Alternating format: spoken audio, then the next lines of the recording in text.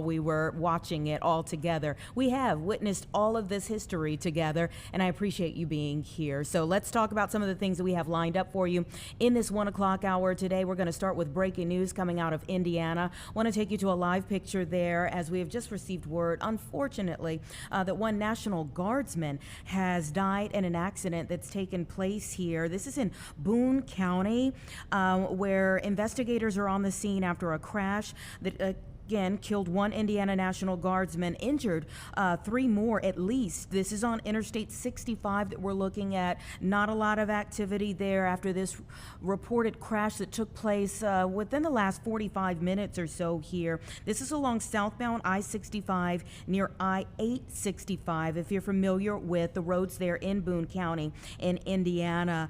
There was an alert that went out for NDOT, and it said that all southbound lanes were closed following this fatal crash involving a military vehicle. And in fact, the Indiana National Guard has sent out some information, really a statement about what took place there. And they said that this crash involved a Humvee. Again, 1 National Guardsman dead, 3 others that are injured. And they say that the loss of any of our guardsmen is tragic. We offer our deepest and heartfelt condolences to the soldier's family, loved ones, and friends. More information is still coming out about what took place here again on I-65, right around I-865 in Indiana in Boone County. But let's certainly have our thoughts and prayers for those guardsmen, the one whose family will be receiving the notification today that they did not make it out of this accident, and the 3 others who were injured as well.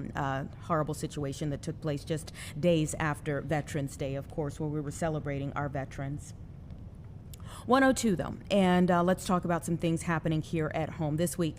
It was announced that Apple would be launching a digital ID, and they say that it will be accepted eventually by the TSA. That got a lot of people talking, and we're going to get the details and talk about whether it's like a cool new invention or an invasion of privacy that's on the way. It really could go either way in terms of how people feel about it, and we're going to bring in a tech reporter to talk about that. There's also a pretty provocative, very attention-grabbing headline online that says, here in Illinois, people who are in the country illegally are getting free daycare, free housing, food, and cash. I'm going to be talking with a state senator who made that post about the reaction that he's getting and so much more. Also, Chicago City Council has been meeting today with Mayor Johnson's budget still a flashpoint for discussion, possibly negotiation. We're going to be waiting on a press conference, a press briefing really, to start on that. And just as soon as it begins, we will take you there live. But we are also starting with some reaction to a new OIG report on Chicago Public Schools, specifically their spending on travel. It was eye-opening, to say the least. And Illinois State Comptroller Susana Mendoza has had plenty to say about it online. So we asked that she would join me here live. Thank you for your time. Thanks for having me. I really appreciate it. You know, so many people, like I said, you know, it's eye-opening, maybe to say the least. Let me kind of go through this here. You made a post that said $500 million of rated TIF funds meant for constructing, repairing schools and school infrastructure are going to CPS to fund the CTU's latest contract and pay for pensions. Oh, and for safaris and balloon rides. Just remember this when they say it's for the kids. But it is worth noting that in a letter to staff, Interim District CEO Macklin King and Treasurer Walter Stock announced in response to the Inspector General's findings that the district imposed a freeze on nearly all staff travel unrelated to student activities this fall and formed a committee to come up with better travel approval procedures and controls. Also, they believe a new financial system that the district is currently rolling out will be better at flagging travel expenses that exceed district limits or mismatches between pre-approved and actual spending. So let's break apart your thoughts on the issues and how they're at least appearing to try to correct them and address them. Your thoughts? Sure. Well, I'm thankful Inspector General actually doing this report, because otherwise taxpayers wouldn't know that it's happening right under their nose. I do think that people constantly worry, of course, about how their money is being spent. And we always hear about how the especially the Chicago Teachers Union is continuously, asking Springfield and asking taxpayers to pay more. Yet when we find out that 7.7, almost $8 million were spent on travel that wasn't at all related to actually improving the education of our kids, but instead went to things like safaris and hot air balloon rides, it should infuriate any parent out there. We do need more special ed teachers, but if you can think about the fact that $7.7 million in wasted taxpayer money for balloon rides and looking at giraffes and elephants could have gone to hiring 100 of those special ed teachers. These are the questions that we need to be asking. Why has this money been spent this way? I'm glad to see that there will be protections put in place moving forward. But before you come ask for more money, I think that it's important that the CPS acknowledge how they're spending the money and prove that they're worthy of the dollars that are being spent their way.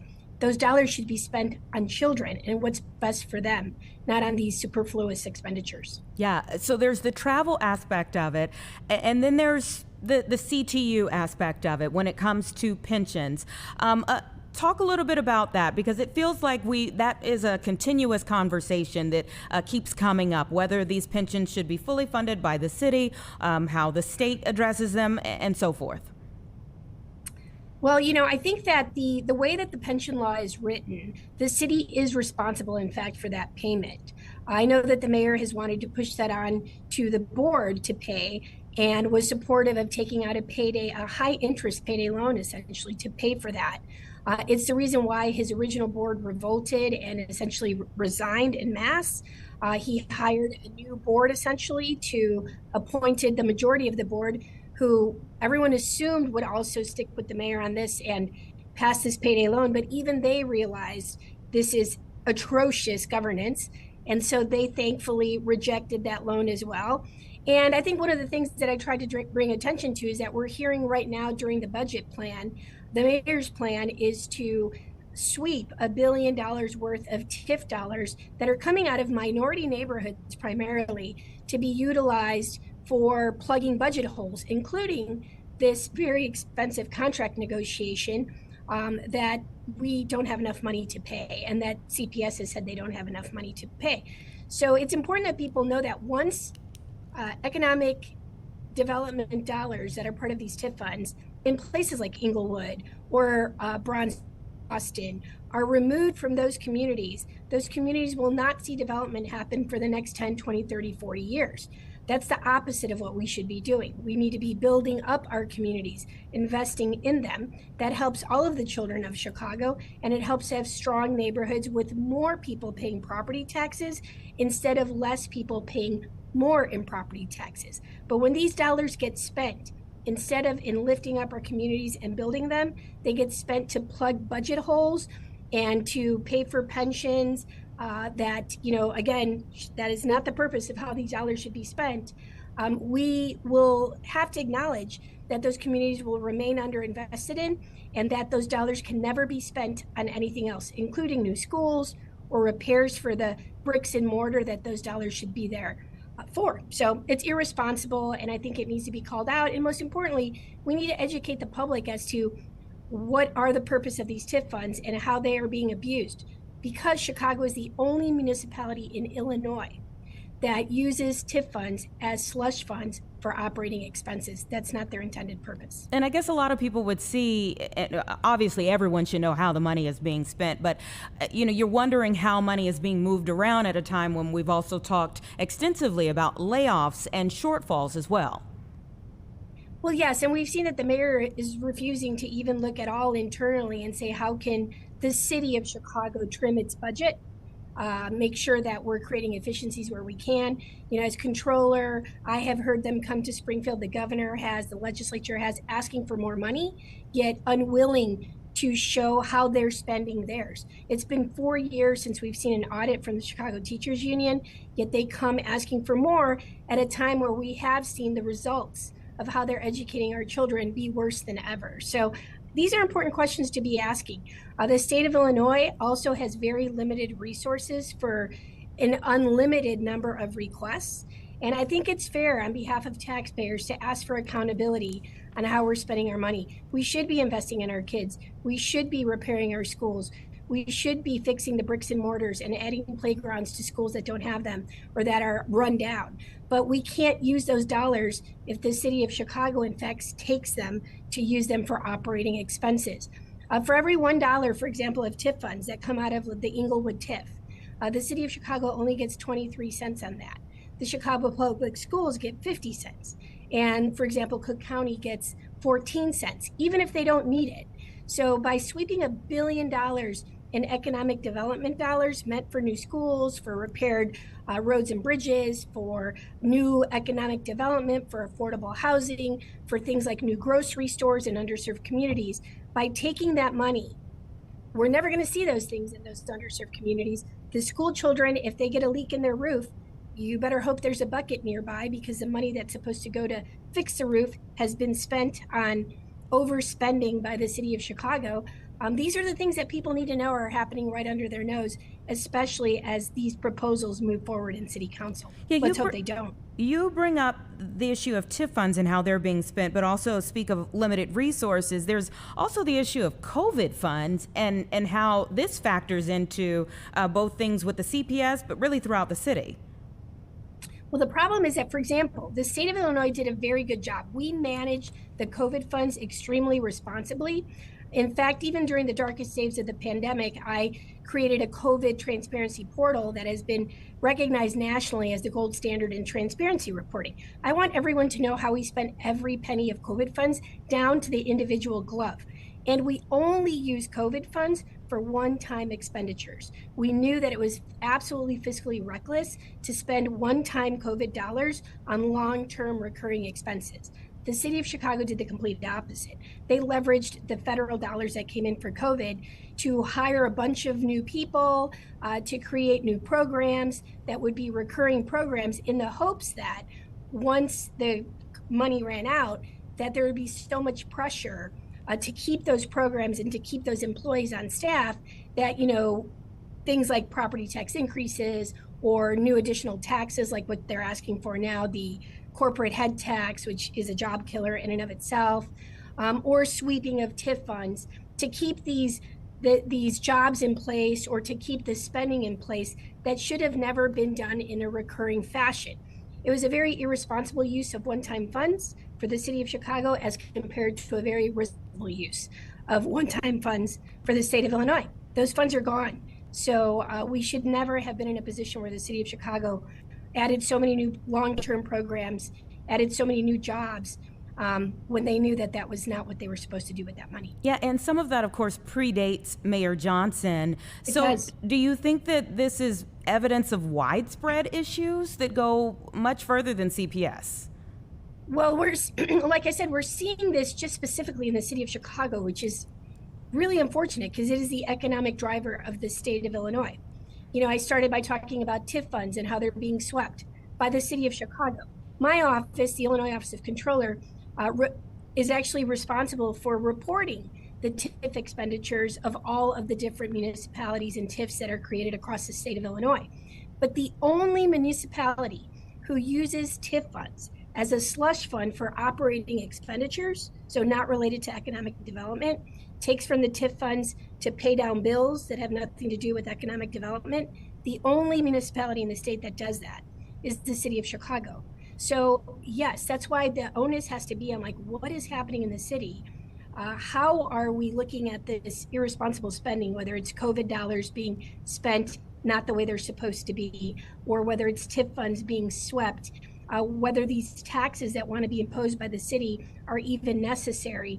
These are the questions that need to be asked, especially right now as the city is considering passing additional taxes on the people of Chicago without showing that there's no other option, that they've tried everything else, including showing us how they're spending our money wisely, but also showing that they're willing to make create efficiencies and make cuts of programs that shouldn't have been, or not necessarily programs, but like I would say the cuts to the initiatives that they started that were supposed to only be started and live through the actual COVID dollars running out.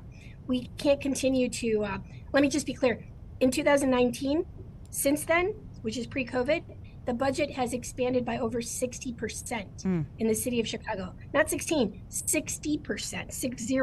So that should have never happened. It's unfortunately what the new reality is. But I think that the city council is going to have a difficult job trying to figure out how to go back to the days where we were managing the budgets somewhat more responsibly, but they're completely out of control today, and that needs to be fixed. Yeah, so looking forward here at how things do get fixed, I want to ask you, you're obviously finishing out your third term in your current seat. Have you made a decision about whether you're going to run for mayor or not? I am, as I said before, very concerned about what's happening in the city of Chicago. I'm not closing the door on that possibility, but I think right now what I can do my job as controller for the state of Illinois is to shine some light on what is actually happening from a financial dysfunction perspective with our state's number one economic driver. All of the hard work that my team and I have done over the last 9 years to get Illinois' finances stabilized, to help the people of our state, is to put Illinois in a position where we can be ready for our growth spurt. All of that is being compromised by the financial disarray that we see every day, only getting worse, frankly, in the city of Chicago. So I'm going to leave that door open, but right now my hands are full with trying to shine light on what's happening so that people know what it is that their aldermen are going to be voting on and how terrible these policies are to seeing Chicago be in a position for economic growth. So let me ask you, what types of reform then do you think are necessary to actually change these things, to move beyond shining the light, but actually changing it? That's a great question, and thank you for asking it. I'm actually in the process right now of looking at putting together legislation that would create reforms to the TIFs. For example, not allowing municipalities to use TIF dollars to plug operating budget deficits or budget holes. That's kind of like paying your mortgage with your credit card. It was not the intended use of how you're supposed to be paying those bills. So in order to protect taxpayers, primarily the most disenfranchised folks in our city of Chicago, which are the Black and Brown communities, those are the folks who need the grocery stores. The African American community does not need to continue for the next 20 to 30 years to have to leave their neighborhoods to find a grocery store. That is not providing equity or justice to those folks. It's actually cruel. And so when we have these dollars that are ready for development in those communities and they're being taken to be spent on plugging budget holes, by the way, in the name of serving those very communities, we're doing them a disservice. And I think we need to just speak truth to what's happening and stop the raiding of these funds. Chicago should never have started it.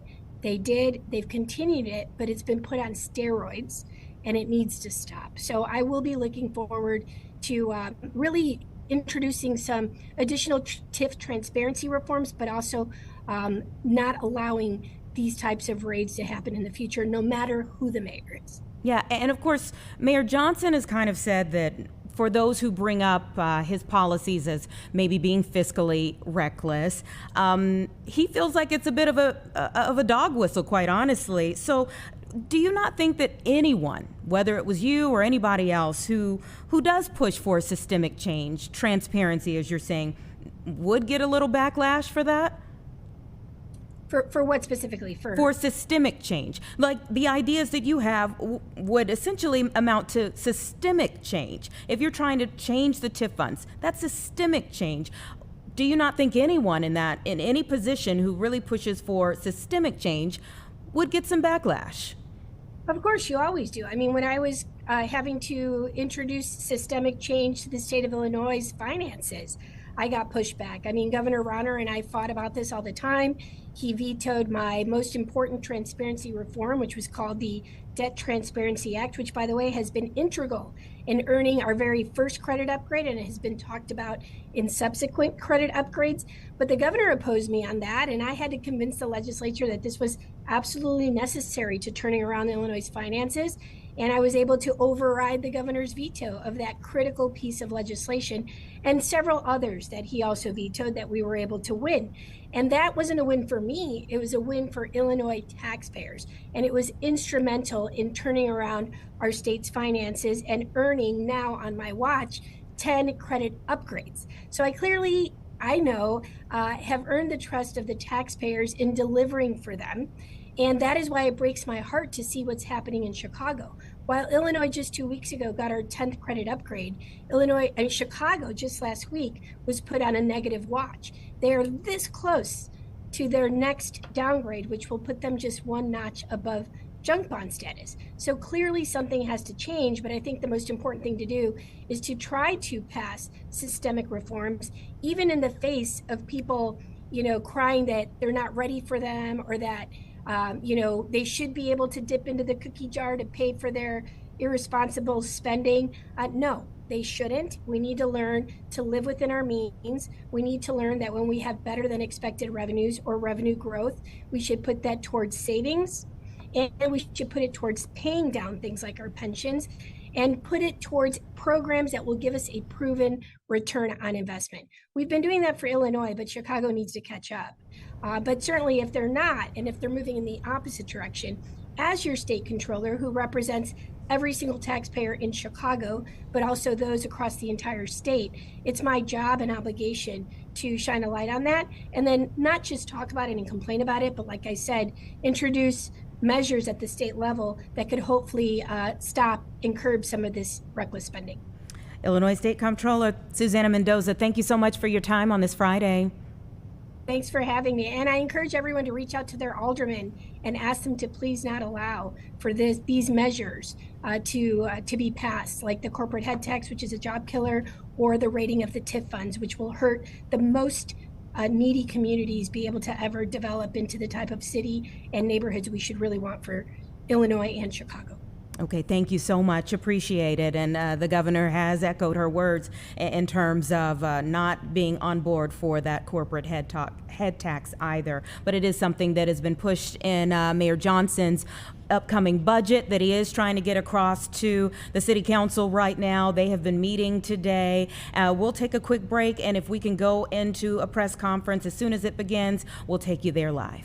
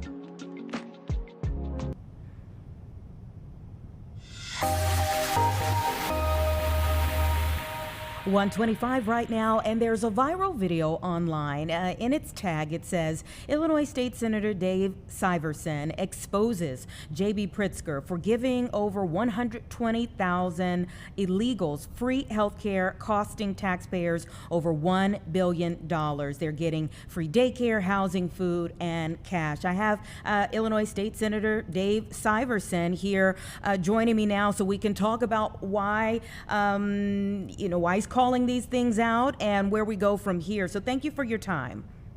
Well, my pleasure. Thanks. Thank you. Absolutely. So tell me about how we got this viral video first and foremost. Well, I think it's a couple years old. I was trying to look to see when that was posted, but I think that was at the height, which was, a couple of years ago, and of the expansion of the Medicaid program, where it would be covering non-citizens.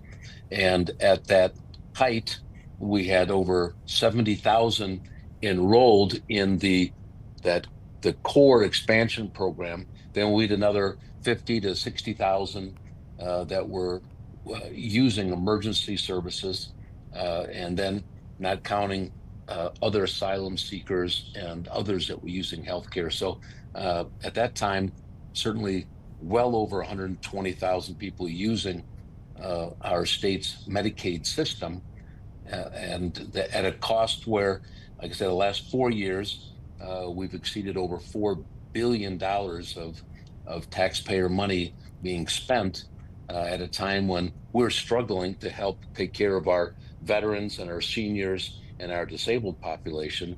So we thought it was important to point out that we just think that was a misplaced priority. Yeah, so some of this has kind of come full circle in a lot of ways. If you think about the fact that the time period that you're speaking of was when those who were undocumented were being bused or flown from Texas here to Illinois, and the city of Chicago and the state of Illinois were really grappling with how to deal with this influx of people that were being brought here because it was a sanctuary state.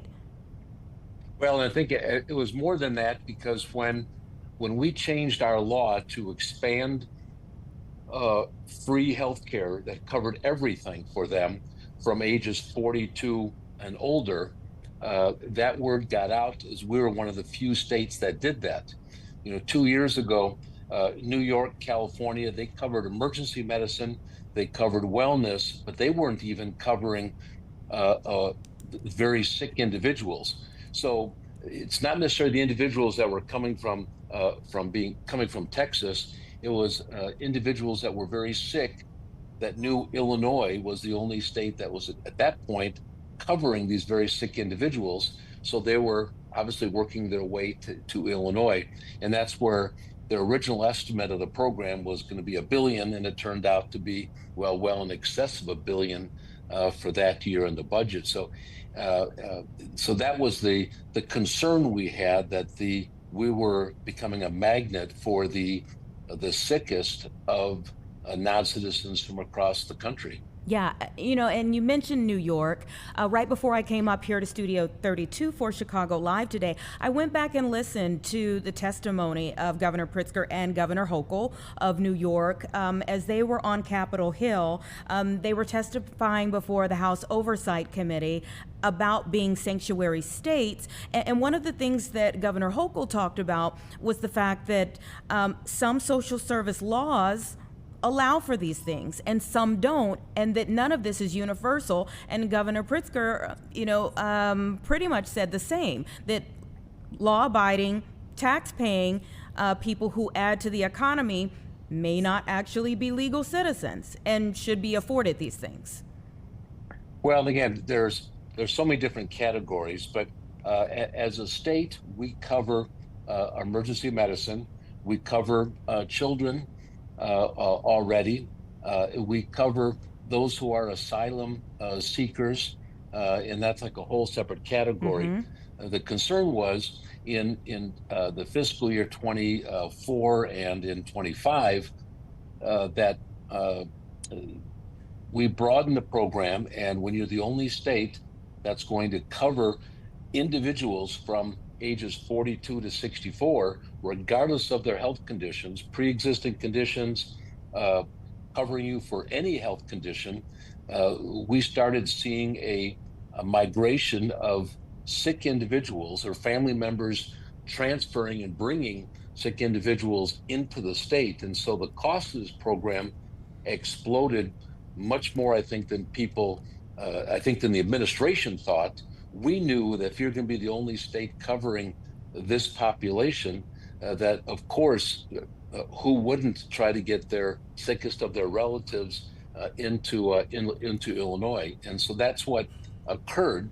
And so during that 4-year period, we ended up spending about $4 billion covering healthcare for these non-citizens, and that's not including, that's a separate category than asylum seekers that you were referring to. So now California has added some of that coverage, but it is something that Illinois became a problem because we were a magnet state for the sickest of the sickest. So it's not just taking in non-citizens, but it's taking in the sick ones that were such a burden to the state financially. Yeah, and so I guess, if you go back to that time period and you listen to interviews of, say, someone from the health department or a doctor, they kind of point to the fact that, well, if there are things like measles outbreaks that we were seeing in some of the centers around here for people who were coming from other countries, does the work or the money not then protect people who are here in Illinois from getting the same things? Well, it's a good question. The things like vaccines, wellness, those things are all covered regardless. They're covered from health departments, they're covered from federal health clinics. What we're talking about is individuals that were coming here that had heart disease, that had kidney disease, that had cancer from around the state, around the country. You had individuals that had, that were non-citizens that were living in Indiana or Iowa or Kentucky, where their health plan wouldn't cover them. So they came to Illinois because Illinois was the only state covering it. So we're talking about major health issues, which is we're driving up those costs.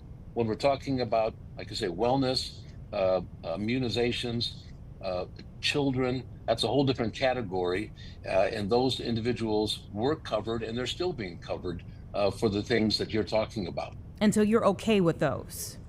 Those we have to at this point until the federal government ultimately, deals with that issue. We need to have a safer overall population.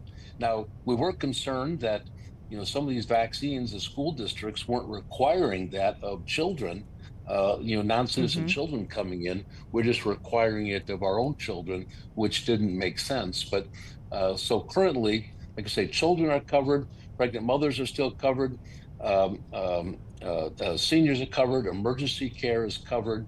But what we can't afford to do is be the healthcare provider for anyone who has health issues from around the world that wants to and can make it to Illinois to cover them. We need to take care of our own citizens, our own seniors, our veterans, our disabled. We need to take care of them first before we can afford to be taking care of healthcare needs of people from around the world. Sure. So, you mentioned the federal government needs to deal with this issue. Let's talk a little bit about that because in the testimony going back to June before the House Oversight Committee, Governor Pritzker did say it's the federal government's job to decide on a lot of these issues. So is it Governor Pritzker that puts us in this position or is it the federal government? Well, it's 100% Governor Pritzker because the federal government made it clear under the Biden administration and under the Trump administration that you don't provide health care for non-citizens, which is why in Illinois, when Governor Pritzker said, we want to be the only state that provides this broad health care, that's why they came here. And that's why it's 100% paid for by Illinois taxpayers. So this was the broadened Medicaid program that was paid for 100% by state dollars. This is not emergency medicine. This is not children, because that's part of the national Medicaid program where all states are covered the same. Illinois was unique. Illinois marketed themselves as being unique, saying, give us your sickest, we'll take them, and we'll make Illinois taxpayers pay for it. And they did, and people took advantage of it, and they came here, and we've spent billions of dollars. And now this year, as you know, the governor retracted that. And so now in Illinois, we no longer cover for age 42 to 64. Those are no longer covered, but unfortunately they're here. So they're now just becoming charity care, going into hospitals, which ends up hurting all of us as well. But clearly, we got put into the situation when Illinois opened the door to say, we want to be unique in this country. We want to do something the other states don't do. We want to provide broad health coverage for non-citizens and cover, even though the federal government doesn't allow it, we're going to cover it with our own tax dollars. And they did. And unfortunately, it led to billions of dollars of Illinois taxpayer monies being used. Yeah, and there's so many different ways, obviously, that one could look at that.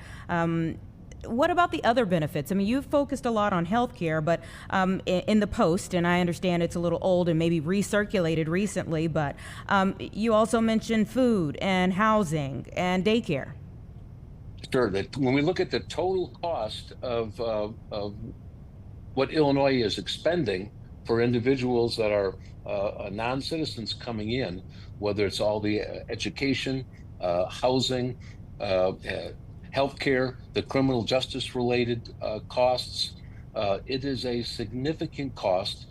And at a time when we're meeting with families that have children who are disabled, who are on waiting lists for services, or we're meeting with veterans that are struggling to get care, as a state to be spending this kind of money to be taking care of non-citizens, it really comes down to what is going to be the priority.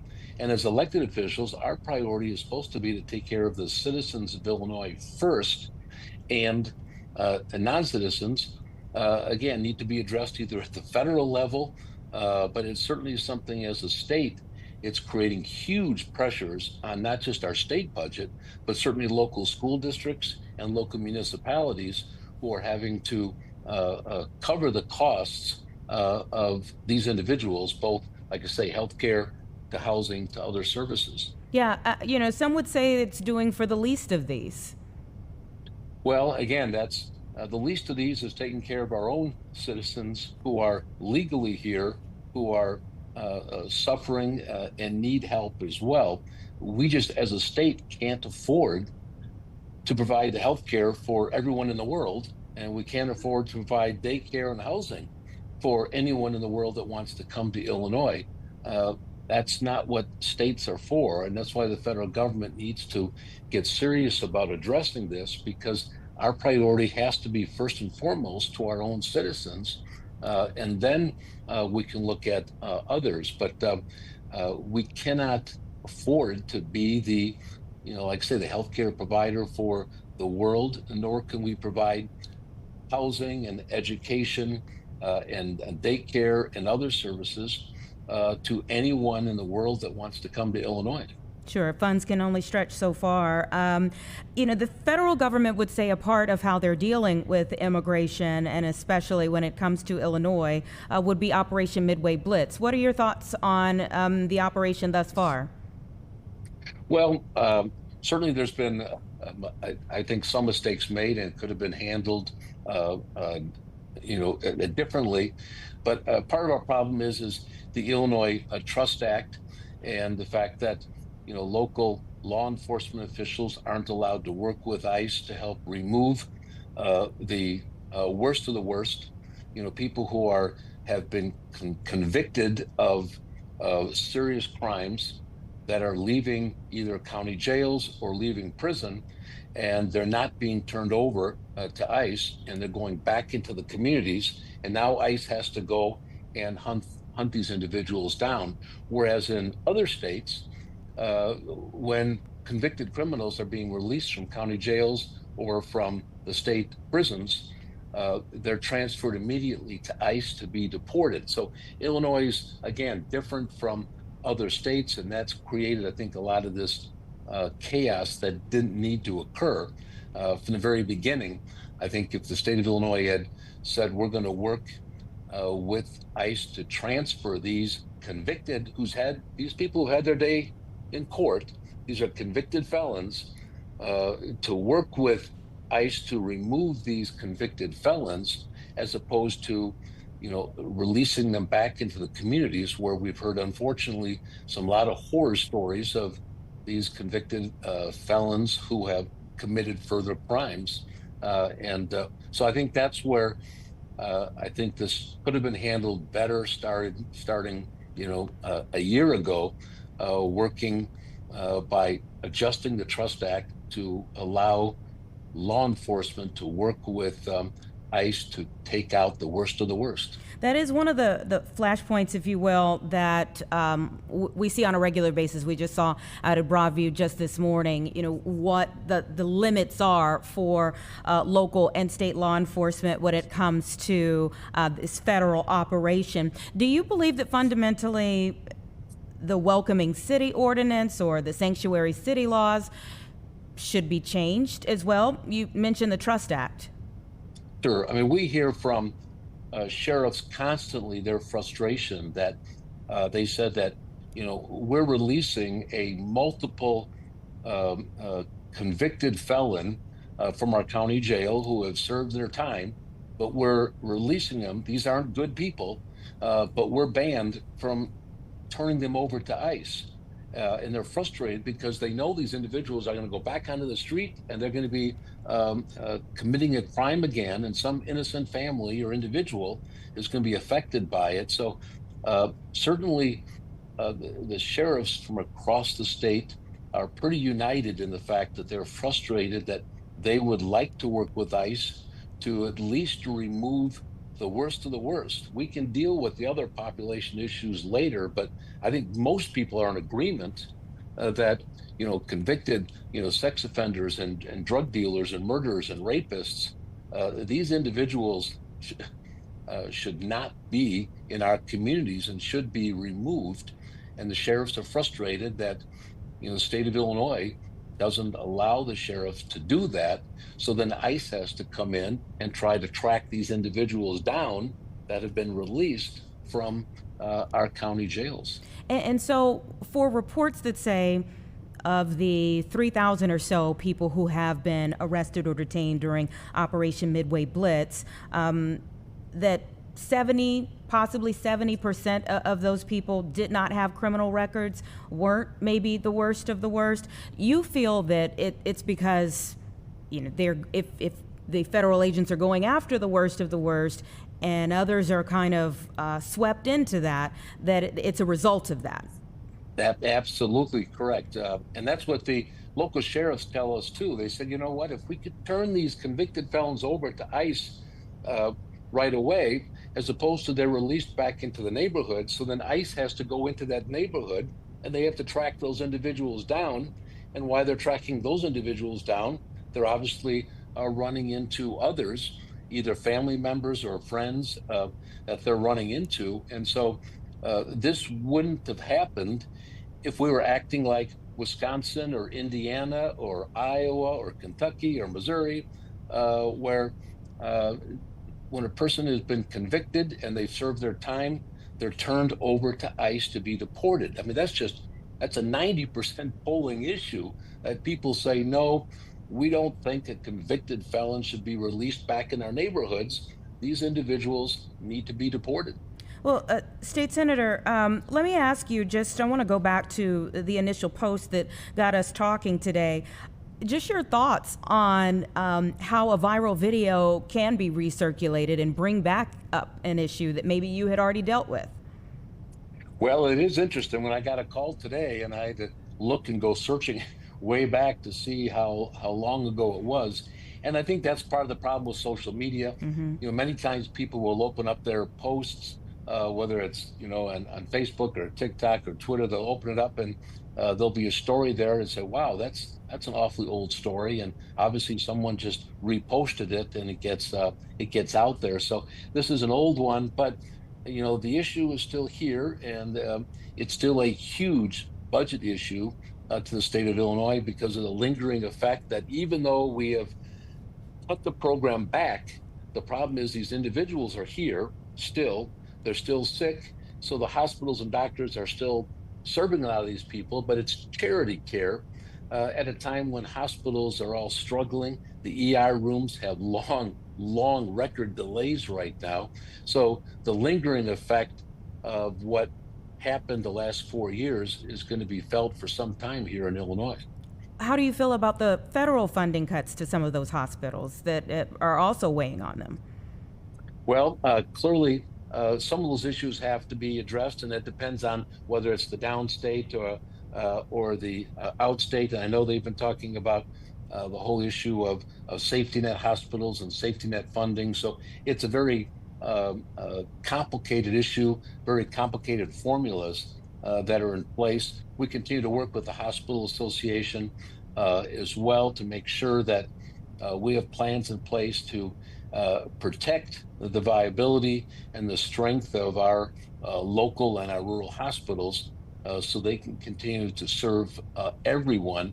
But clearly this has put a burden, especially on Illinois, because we have so many that are here that are not covered now, either become charity care or they go to the emergency room and try to get used under emergency coverage because the law still covers non-citizens for emergency room visits. So that's one of the reasons why you see the emergency rooms being so backed up now, because for many non-citizens, that's the only place where they can get care.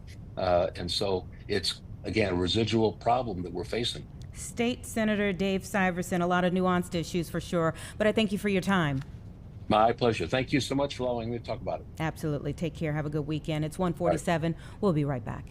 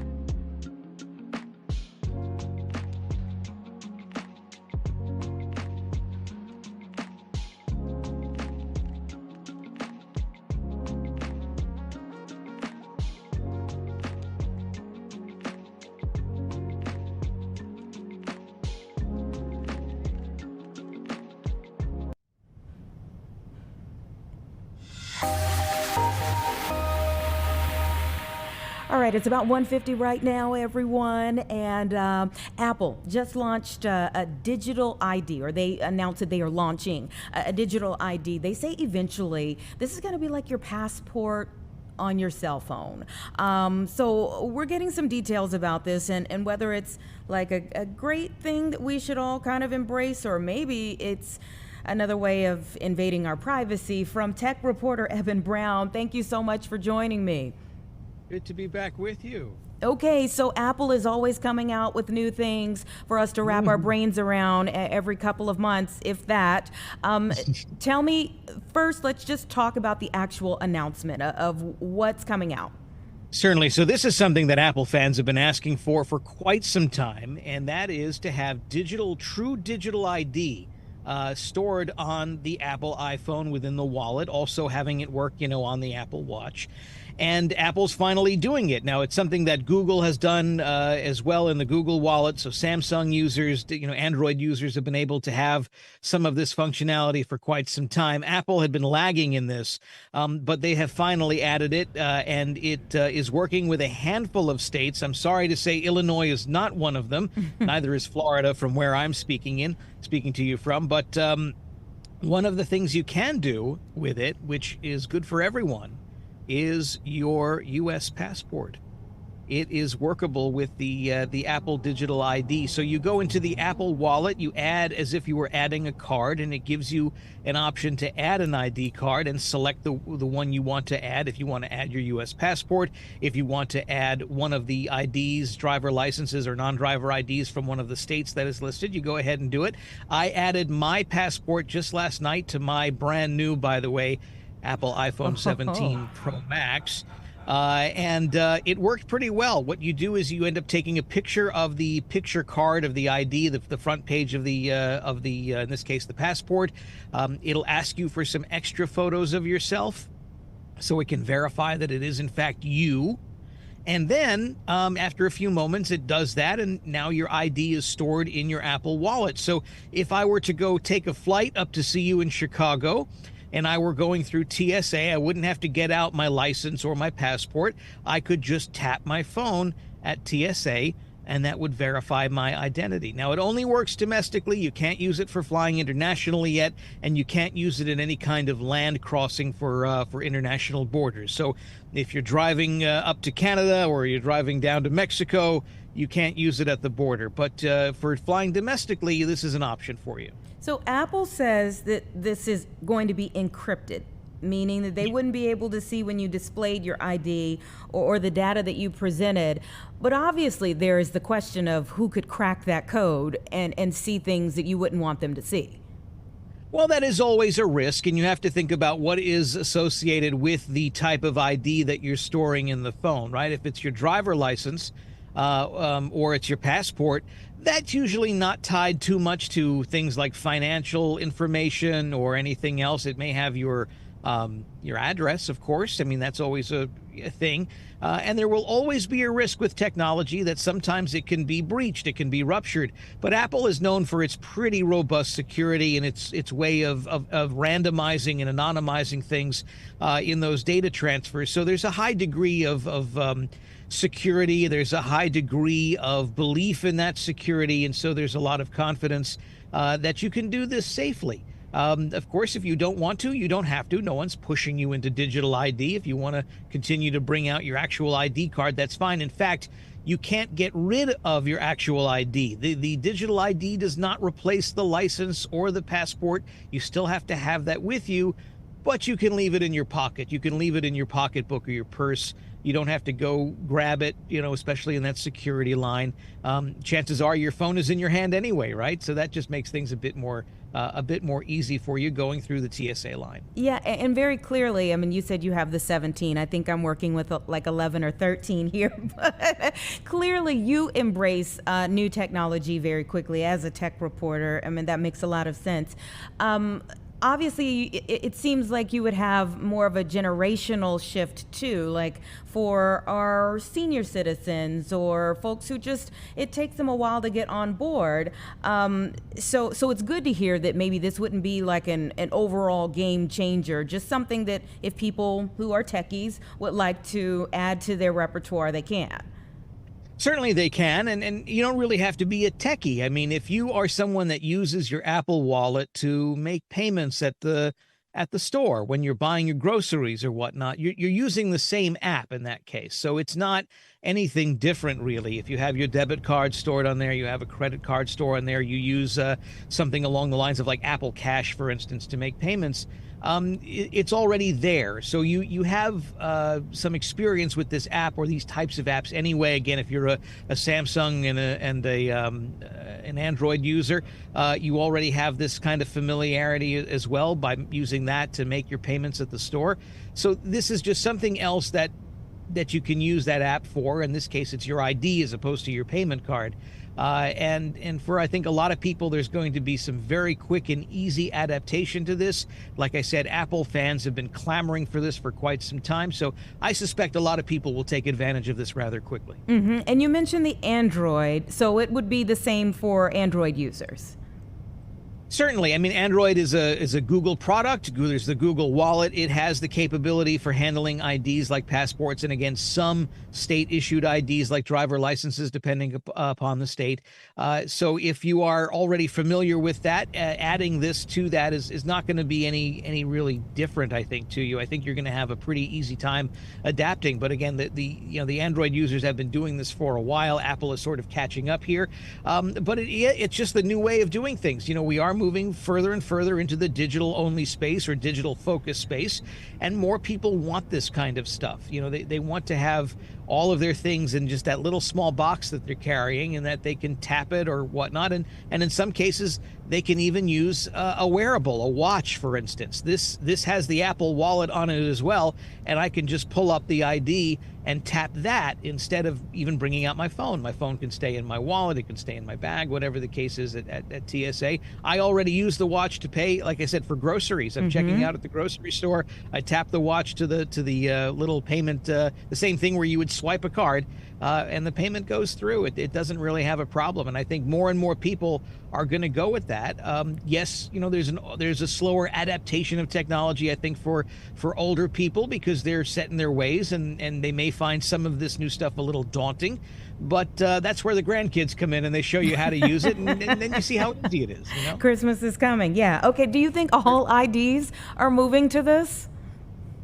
I think more and more IDs will move to this as people demand it. Like I said, Illinois doesn't have it yet, but if people really demand it, they should start calling up and bothering their state senators and whatnot, and work on this. Make sure they can get this done, because it is the way of the future.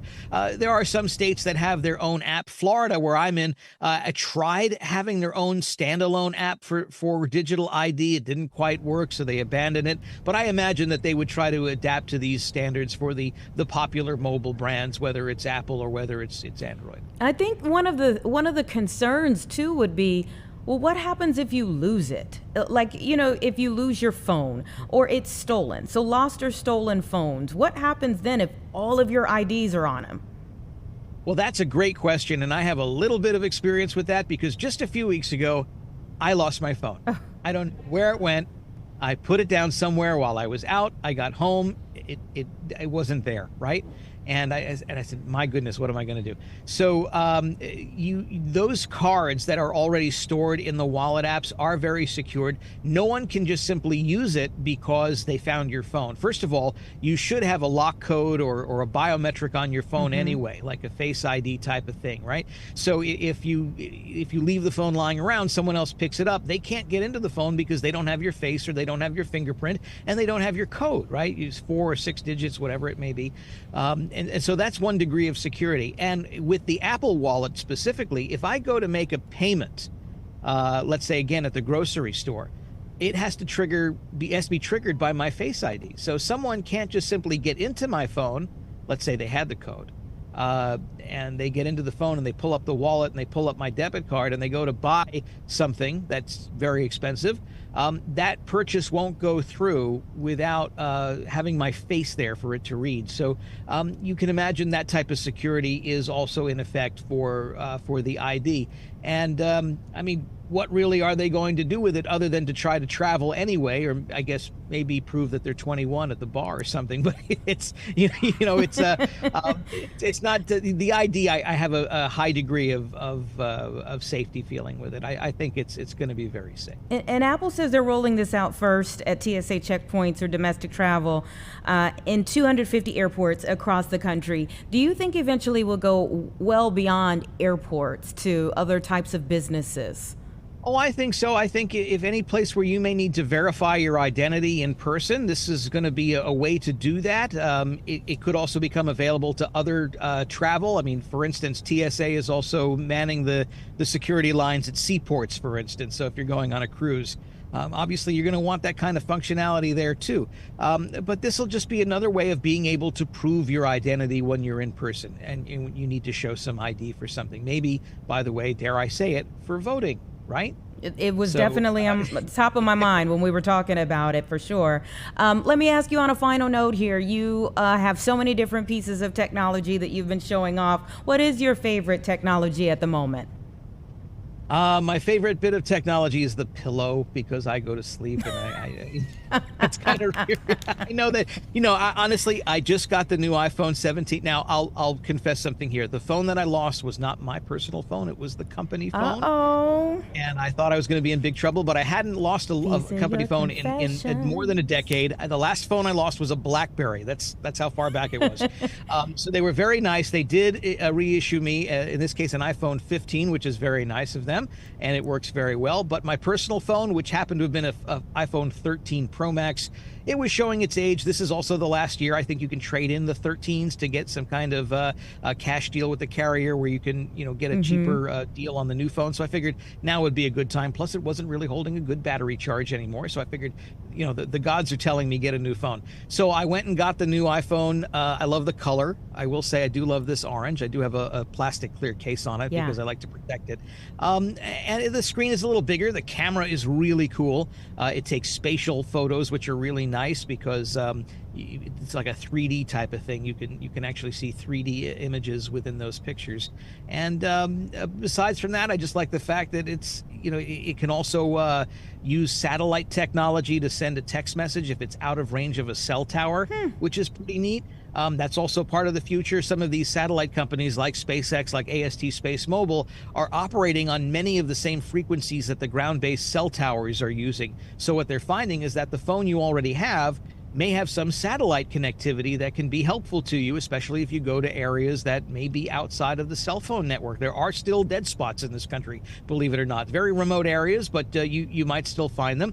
And therefore, you don't need an old-fashioned satellite phone, which was about, yay big with a yay high antenna, and you'd walk around hoping to keep the satellite signal, which many of us reporters did in places like Iraq, back in the day, 20-some-odd years ago. Yeah, absolutely. We've come a long way, my friend. All right. Well, thank you so much for your time and sharing your expertise, Eben Brown. You're welcome. Take care. Have a great weekend. We're now in our 2 o'clock hour, everyone. We're going to take a quick break and we'll be right back.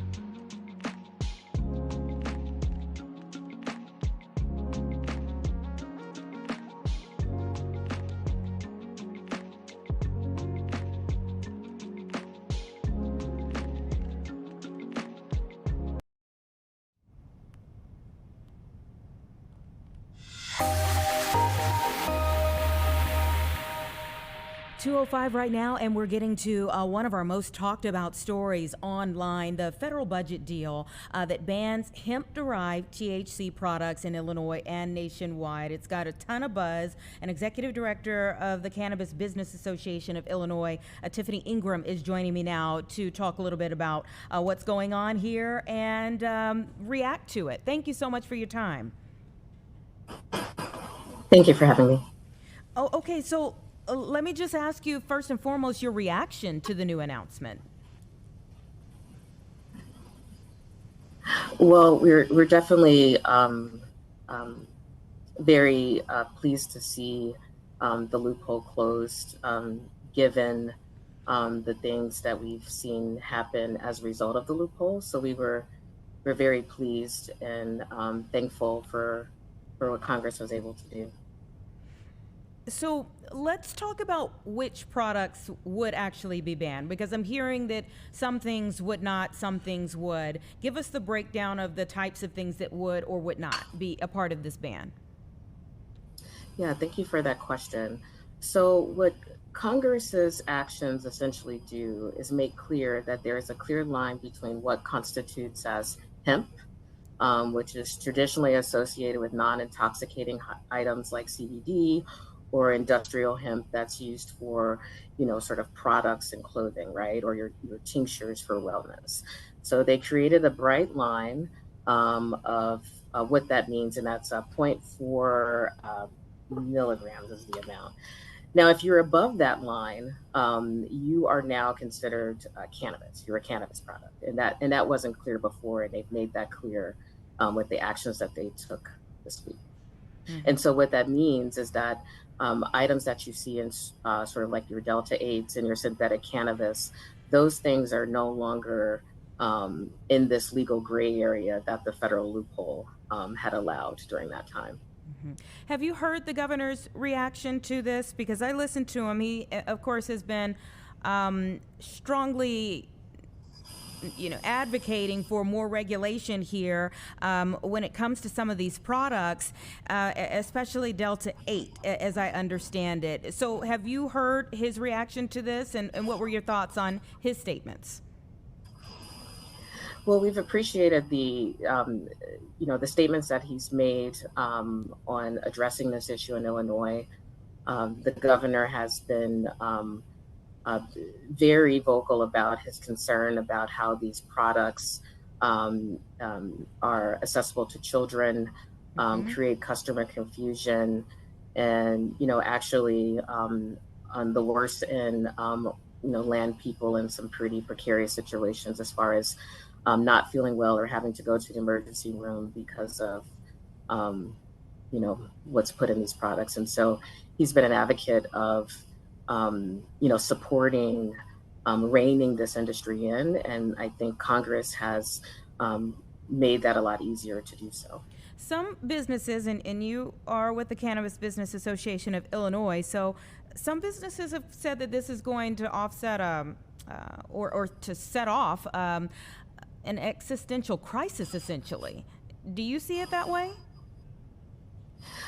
Thank you for the question. I think what you're referring to, I think that's a very good description. So what Congress did do is they allowed for a year transition period. So, these items, unless the state governments decide that they want to start doing enforcement or other activities now, these businesses have in sort of like a year transition period to transition their business out or in compliance, depending on the jurisdiction, right? Mm-hmm. With that said, we believe that there are going to be some product dumping because folks, have inventory and they need to get rid of that inventory so they don't lose, revenue. And so, our fear is that the Illinois market in particular will be inundated with a lot of these products that are not tested, or have any accurate labeling. None of those requirements are there, so it's unclear what they are. We think there'll be a lot more of them, unless there's action done at the state level. Yeah, there were several small and minority-owned businesses that and the owners who spoke out about essentially being locked out of the market. Do you think this will affect them even more negatively?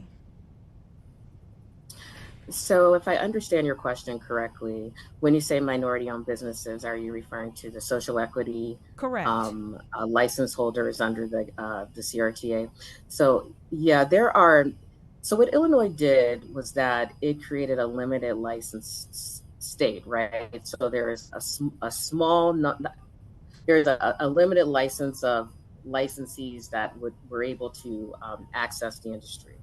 There are other states that have allowed for a more expansive, unlimited license state, which means like if you meet the criteria, then you can operate, right? But what that means in Illinois, because it was a limited license state, and because of the intensity, the cost intensity of operating these sorts of businesses, it was very challenging for a lot of folks to get into this business. Both folks that were, qualify under social equity, right? Because these are still very cash intensive businesses. We are we're extreme, we're involved in a great deal of complicated, very expensive regulation. We also are taxed at some of the highest levels. This makes it very difficult for businesses, especially social equity businesses that are in this market or even wanted or are still trying to get in this market to be able to flourish. It's the structure of the business that's really making it hard for people to be a part of the cannabis industry because of the regulation and the taxation. So then this ban could actually help many of those businesses. I hear your question in two ways. So for businesses that are currently operating, for social equity businesses that are currently in a space, depending on how the state deals with this interim period, it may result in some relief from the competition of folks selling very similar things or things that are analogs to cannabis. That factors in. It does not help them in the sense that they still have to endure a great deal of taxation and a great deal of regulations that they have to adhere to as good actors under the cannabis laws of Illinois. So depending on how the state addresses this, it will still be very challenging to operate a cannabis business in Illinois. Gotcha. So how popular are these hemp products and how intoxicating are they? Oh, I love that question. So I was I was just at a Wake and Bakery because I'd never been to one. I wanted to see what they were selling. I saw a Rice Krispie treat for 100 milligrams. Licensed cannabis businesses they have a potency cap of how much they can sell. And so you see a lot of really high potency products in the hemp market. To answer your question about popularity, these products are popular in so much that because licensed cannabis products are so very expensive due to the taxes, there's a price point where people are going to start shopping in alternative markets, which could be the hemp market or going to Michigan to get cheaper product. And so that also affects our social equity licensees here in Illinois and frankly, anyone in the cannabis business in Illinois. And so these products are widely popular also based on, consumer confusion about what constitutes a dispensary, because many of these places will even say cannabis dispensary when that's not actually, in fact, a licensed cannabis dispensary. So we hope it does clarify, but we're very, very concerned and on high alert about this interim year period because that really relies on, what our policymakers decide how they will approach this. Very interesting, and a lot hangs in the balance for so many people. Thank you so much. Again, Tiffany Ingram, Executive Director for the Cannabis Business Association of Illinois. Appreciate your time. Thank you. All right, it's 2:15, everybody. We'll be right back.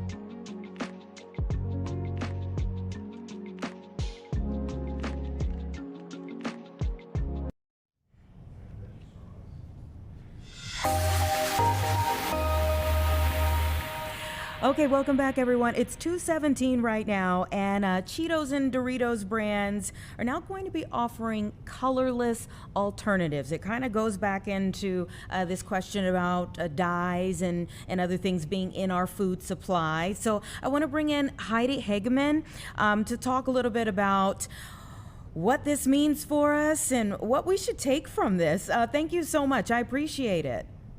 Hi, thanks for having me on. Yeah, Cheetos and Doritos, these are long-time, wildly popular heritage snack brands. People know them, of course, for their orange coloring. It's iconic. It's a big part of the brand identity. The dust on your fingers, the packaging, all of it is very iconic. And it actually brings like a nostalgic, emotional connection. So it's more than just flavor. Yeah, absolutely. I mean, it goes back into the sense of, is the brand still the brand if it doesn't look like what we associate the brand with anymore? Well, for sure, it's a novelty. So, they're rolling out these new products, and this is in part of the evolving food regulations, which are phasing out synthetic dyes in 2026. And, you have to ask yourself, are these food executives just getting ahead of it? So if you're an executive and you hear these regulations are coming down the pipes, you don't really wait for it. You kind of get ahead of it and kind of make it seem like it's your idea to avoid a PR disaster. It's smart. So they're not really rebranding, they're evolving, and they're adding this in addition to their existing line. So it kind of lets them appear to be more forward thinking without alienating their core audience.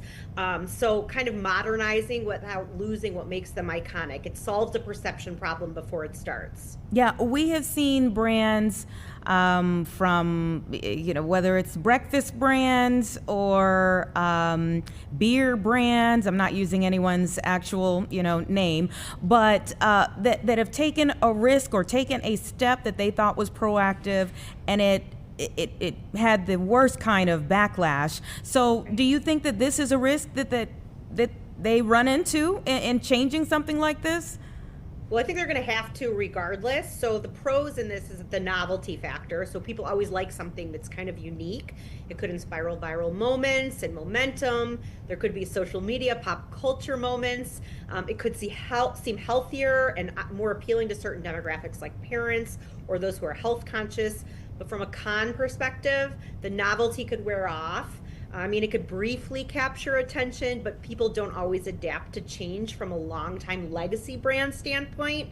From a messaging standpoint, though, they're going to have to go hard on the idea that the flavor will not be lost, because people kind of assimilate that flavor with that coloring, I think. And I'm so glad you brought that up. Let me just read off the statement from their chief marketing officer. It says, no color, no artificial flavors, same intensity. To your point, that's simply naked. Doritos and Cheetos are pioneering a snack revolution, or a renaissance, if you will.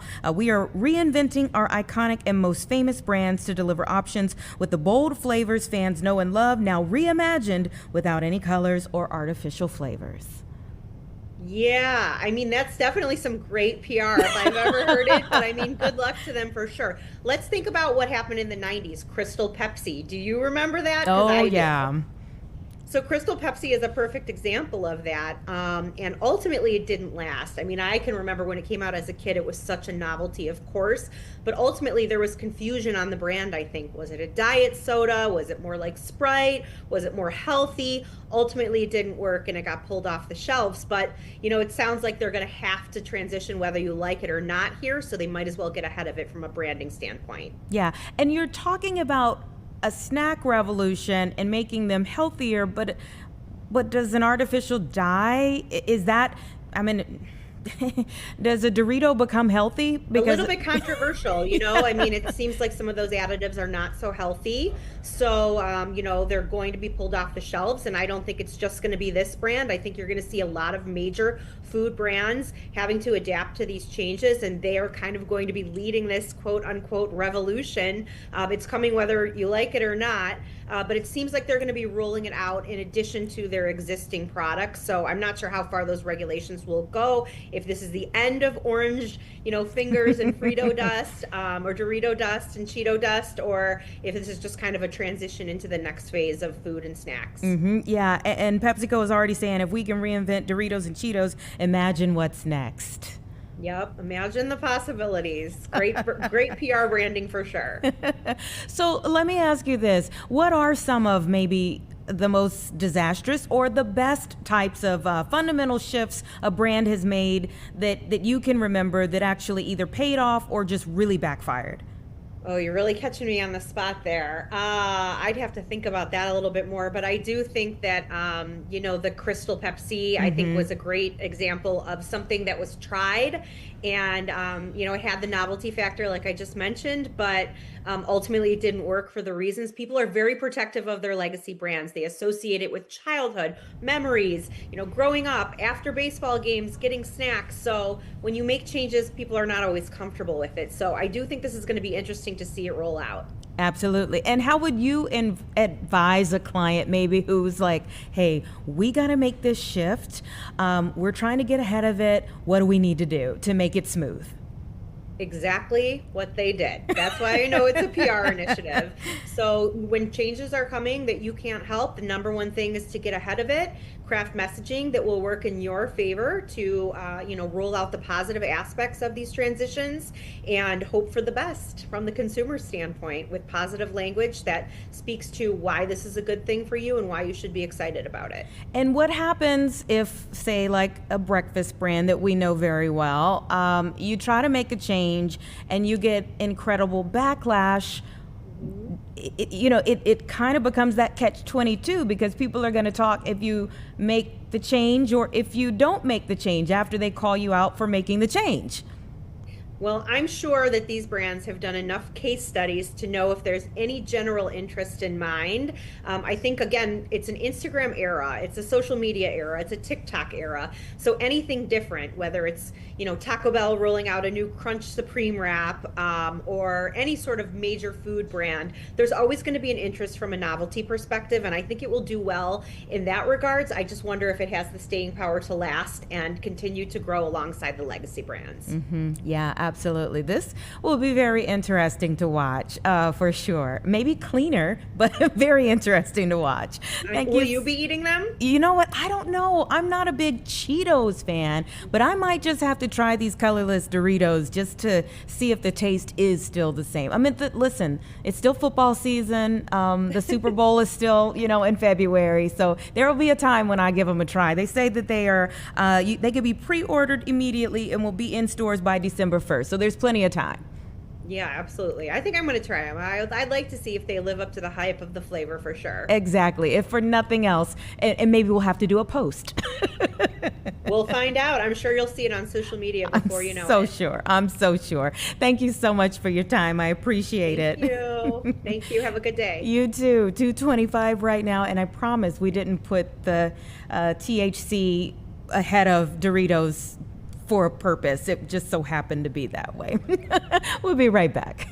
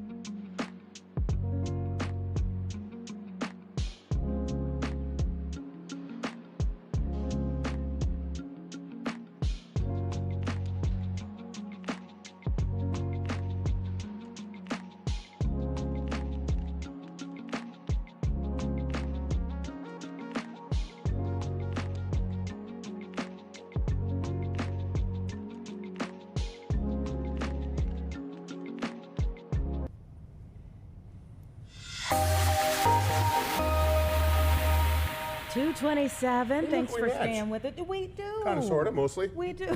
Yeah. Something along the same I just lines. like matching with We're you in any way there. I can, you know? I just like sitting next to you. Well, I like when you're up Yeah. here too. It makes it a happier Friday. You just want someone to talk to, don't you? Well, that's nice too. I do enjoy a good conversation. And when we talk about things that are good, things that are happy, the weekend is upon us, Yeah. and it's looking nice out there. You know, I got to tell you, we've got 60s here in Chicago. You don't have to go that far to the southwest, and it's in the 70s today. And the same will be true again tomorrow. Now, okay, this is an old graphic. Sometimes these get recycled here, and this is when the recycle bin. So it says fall back. So don't fall back. Yeah, please. Don't fall down. Don't fall forward. Don't trip. Stand up straight. Yeah, and eat your Wheaties, right? Were you guys talking about breakfast cereal? Yeah, we were. So we have a few clouds coming in on Sunday, or I'm sorry, Saturday, but it's still going to be pretty mild, almost, 60s here, 70s to the south and southwest. Then we're back into some sunshine Sunday, Monday, and Tuesday. Now, it does get a little cooler there, but it's only going to be in the 40s, and it's not going to Only. snow. Well, that's important. Yeah. That's how we started the week off. And people are still kind of feeling a little, Isn't it? unsteady Yeah. after what we That just was like a went little through. punch. It was. I mean, we all know it can happen, but we don't expect it to happen like that this time of year. Yeah. You know? Yeah, we talked to some of our friends down near Kankakee, and they had like a foot of snow on Isn't that Monday. crazy? Yeah. I mean, from the lake. A lot of times we think of lake effect snow as something that comes, like 5 or 6 miles inland, but all the way down by Kankakee. And I used to work in upstate New York, and Albany, New York is not anywhere close to Lake Ontario, and we would get lake effect snow all the time. And I've seen lake effect snow go all the way down to West Virginia. Wow. It's crazy. Yeah. Our lakes are pretty powerful weather makers. Yeah. And I think probably underrated for that. Yeah, right? Yeah. Okay, so going into the weekend, not anticipating any precipitation. There's only a very, very slight risk, and it's hardly even worth mentioning. I won't mention it. Okay. But yeah, some sunshine tomorrow, cloud cover tomorrow, sunshine on Sunday. It's kind of the opposite of what you think, because Saturday is going to be warmer, Sunday's going to be cooler, but it's also going to be sunnier on Sunday. So a cold front comes through basically over the weekend. How long do we go without more precipitation? You know what? We're in pretty good shape. There are some small chances as we go towards, like Tuesday, Wednesday, but like 20-30% chances. Not big deals. Next real chance of seeing any rainfall, it's about a 60% chance, and it comes next week on Thursday. So we we got a little will bit of a ways. definitely talk more about that as we a little eyeball closer. it and Yeah. see if maybe it changes. Right. I guess for some people it could help. Well, it's funny because I've got a lot of friends that are farmers, and I think of like, well, what do you guys need rain for? The growing season's over. You just need it to be dry because you want to get your crops out of the field, and you don't want to play in the mud, and you want to get your fall plowing done and stuff like that. And they're like, they're so afraid that they're not going to get any rain. I'm like, hey, we got a long time to go till next spring, but we're so dry in some cases Yeah. that they don't care. They just want to see some rain in the bank, in the soil. Yeah, some reserves. Yeah, right? Yeah, Good to yeah. have reserves. All right, Mark Strell, thank you so much for being here. We will see you all weekend, Yes, sir. you will. I'll be here all weekend. Thank you so much. 2:31, everybody. We'll be right back.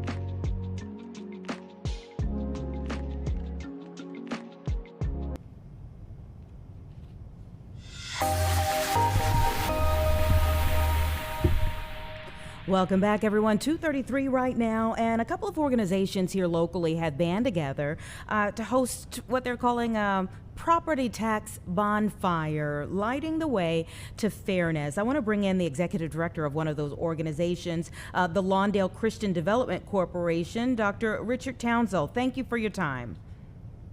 Thank you so much for having us. Absolutely. Tell me about what you all are doing and why.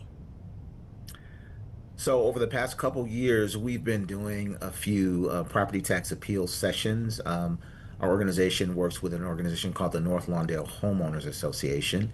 And so we've helped hundreds of people appeal their property taxes because the assessments ranged when we sat down with the assessor between 15 and 151% increase. And so, yes, so we decided, and our organization also is a developer of affordable housing. And so we own and manage 250 units.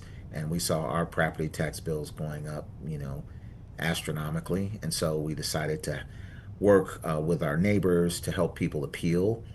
And I don't know of anyone who had a successful appeal of their taxes. And so then we went to the next level and appealed with Larry Rogers' office. And, some people got, some relief. But just today, our property tax bills came in and folks are seeing the average increase in North Lawndale is like 100%. The average. Yeah. That is shocking. You've called this a broken property tax system. Yes, ma'am, it is indeed. And we are doing sort of a Boston Tea Party kind of moment where we are going to have people bring their property tax bills and have different people give testimonials, folks that are residents, folks that are landlords, folks that are BOMA will be there, the Building Owners and Managers Association. So all sorts of folks, not just in our neighborhood, who see this as a big issue, as Illinois has the highest property taxes in the nation. And so this is a moment where we also believe that we're getting taxation without representation. So we're gonna have a nice little bonfire and set a bunch of property tax bills on fire and talk about what our plan is going forward. Yeah, what are some of the things you feel are needed to move the needle forward? And why do you think North Lawndale is experiencing this issue? Well, I don't know why. I think one of the things they said is that because our organization and others have been doing a lot of development in North Lawndale, we are building, our goal is to build 1,000 single-family homes on vacant lots in our neighborhood, and we've been successful at building. Last year we sold 25. Right now we have another 33 in production, and we're trying to build not just in North Lawndale, but in 4 communities where we're trying to build 1,000 homes on the south side and 1,000 homes on the west side in neighborhoods that have been historically disinvested, where redlining took place, and where there hasn't been a lot of development, particularly single-family homes for working families. And so we don't know why, but what we do know is that the system is not just unfair for us, it's unfair for folks across the state of Illinois. And nobody wants to pay unpredictable property taxes year to year, no matter where you live. And so we just decided that, as Fannie Lou Hamer said, we're sick and tired of being sick and tired and want to do something about it. And we're going to start by setting them on fire. Yeah, so you've been essentially like buying the block in these disinvested neighborhoods, but Yep. the development then is backfiring, and especially on people who've been there. Yes. Yep. Yeah, long-term residents are beginning to see the squeeze from this system, and we think that there's a fairer, more predictable way. If you look at what California has done with Proposition 13 many, many years ago, they have assessment at 1% of the assessed value, and then they have an annual increase of no more than 2% a year. And so we think a system similar to that is the kind of thing that Illinois needs because, as I said, we have the highest property taxes in the nation. Mm-hmm. Yeah, but for North Lawndale, what's the median income? It's probably something $1,000. And so, but it's like I said, a broken system is impacting everybody. It's impacting folks in neighborhoods like ours, and it's impacting folks in Oak Park and Homewood, Flossmoor, and the south suburbs and everybody in between, right? Yeah, but if So your I if don't your want to fix income a is system that just 20,000, affects us. yeah, if your Yeah. income is 20,000 though, I mean, and a 100% increase hits you a little bit differently. No doubt, no doubt. Yeah. So what has been the reaction from the lawmakers that you've had conversations with? So I spoke with our Alderwoman Monique Scott. She sent me a text today. She sent me the quote showing 100% increase. She's very upset. Her brother is a county commissioner, Michael Scott Jr. He will be speaking at the bonfire tomorrow. I've spoken with our state rep, Yolanda Morris, our state senator, Lakeisha Collins. I think they'll be at the bonfire tomorrow. And so, yeah, people are not happy about it. And I think we've got to propose a solution. We're not complainers. We don't just want to talk about a problem and not propose a solution. That's what we're proposing, something that ultimately we're going to be going around the state and seeing in DuPage County and Lake County and Peoria and other places where people, are they feeling this same thing, and what do we propose that we do about it? Yeah. Are you, from the people that you're talking to and the anger that you're hearing from them, and I'm when I say the people, I'm saying the lawmakers that you're talking to, whether it's Monique Scott or Lakeisha Collins, whomever, are you getting the sense that they see a through line to move the needle forward? I think that if this is by the people for the people, I believe that they could, but I think that some of the best ideas come from regular folks. Right? We don't have to wait for politicians to come up with a solution. I think the best solutions come from local folks, and we are going to propose something, and hopefully they will be supportive of what we propose, or at least put us in a position where we can negotiate with other folks, whether that be the governor or others, to do something about this broken system. Let me ask you this. Obviously, like we said, there's so much to redeveloping an area, and so many different types of emotions that go into that. I'm wondering, do you get some people who are upset with the building that you are doing, even though it may help in some ways, because this is the other aspect of it? Yeah, I mean, you probably will have some of that. I mean, the dilemma is, if you have lived next to a vacant lot for 40 years and people are fly dumping on it and it's impacting your property values in a negative way, maybe your insurance policy gets canceled because of it. I think, we want to make sure that 75% of the people that bought homes from us are people that lived in the neighborhood. And so these are people that were renters, in some cases on the same block where the vacant lots are. And so we are converting a liability, a vacant city lot, which is producing no tax revenue, into something that will produce taxes. And so I think that's a win for neighbors, because being in a place that's seen as a desert, where you can't get a grocery store, where the schools aren't performing the way they could be, getting new investment will make other things better. And yes, there's unintended consequences at times because of that.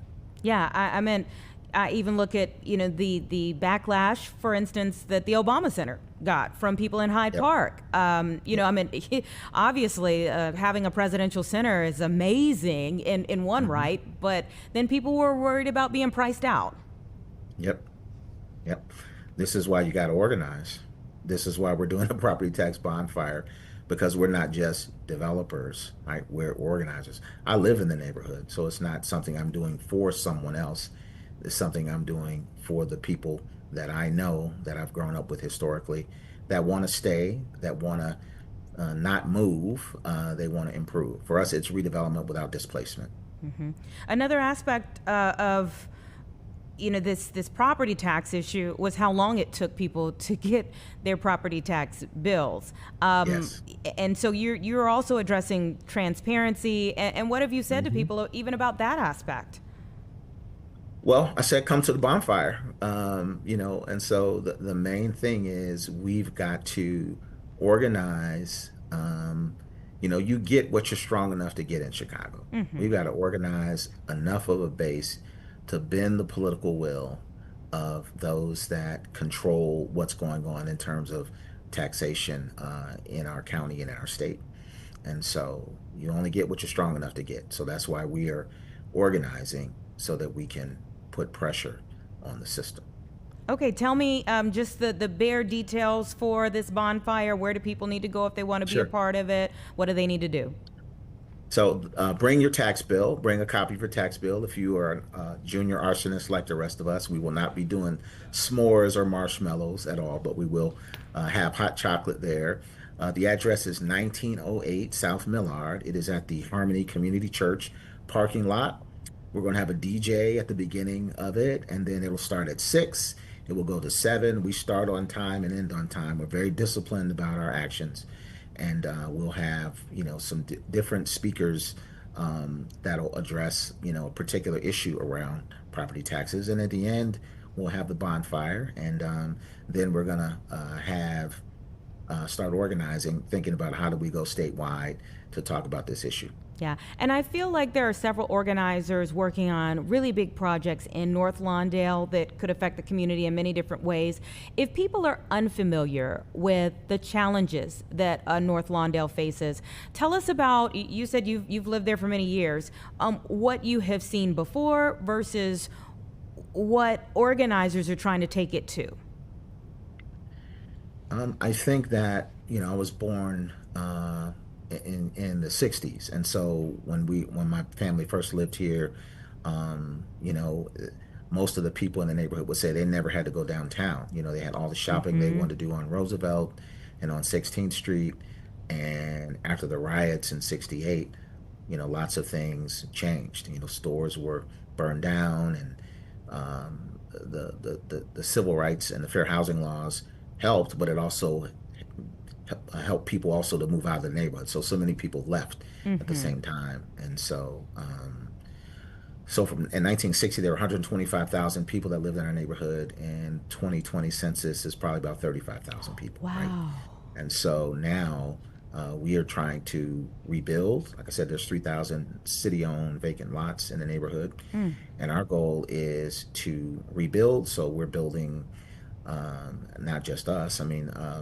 Grace Manor Apartments just opened the other day, Reverend Hunter and others. And so that's an amazing development. And, we have the Be Love Cafe, and, there are 2 Pritzker Prize applications for projects in North Lawndale. We're trying to build a state-of-the-art recreation center. So there's an awful lot going on in North Lawndale right now. And so we just want to keep the momentum going so that, folks can benefit from what is coming and not get priced out. And so that's why we're building homes for working families. Our homes are $250,000. You can't find a 3-bedroom, 2-bath home for $250,000 many places in the country. And so our goal is, how do we keep people here? How do we have apartments that are affordable? We're also doing worker-owned cooperatives, and so people can have worker-owned businesses. We have 2 of those businesses that are coming.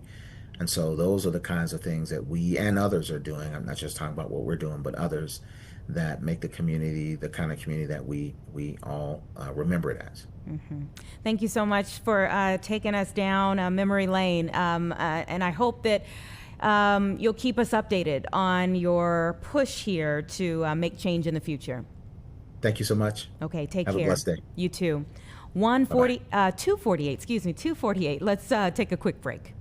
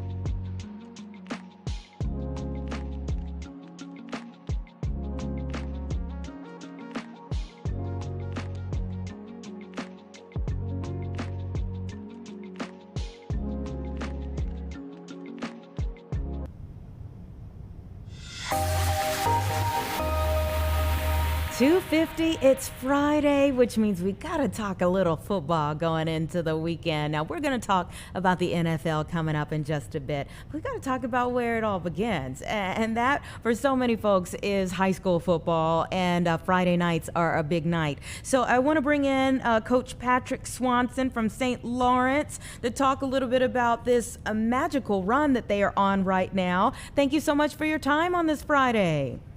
Thank you. I appreciate it. All right, so you're a 10 seed that just knocked off a number 2 seed. Congratulations. Thank you. Thank you. It was a great game. Our kids played really well. I'm really excited for them and all the hard work they've put in.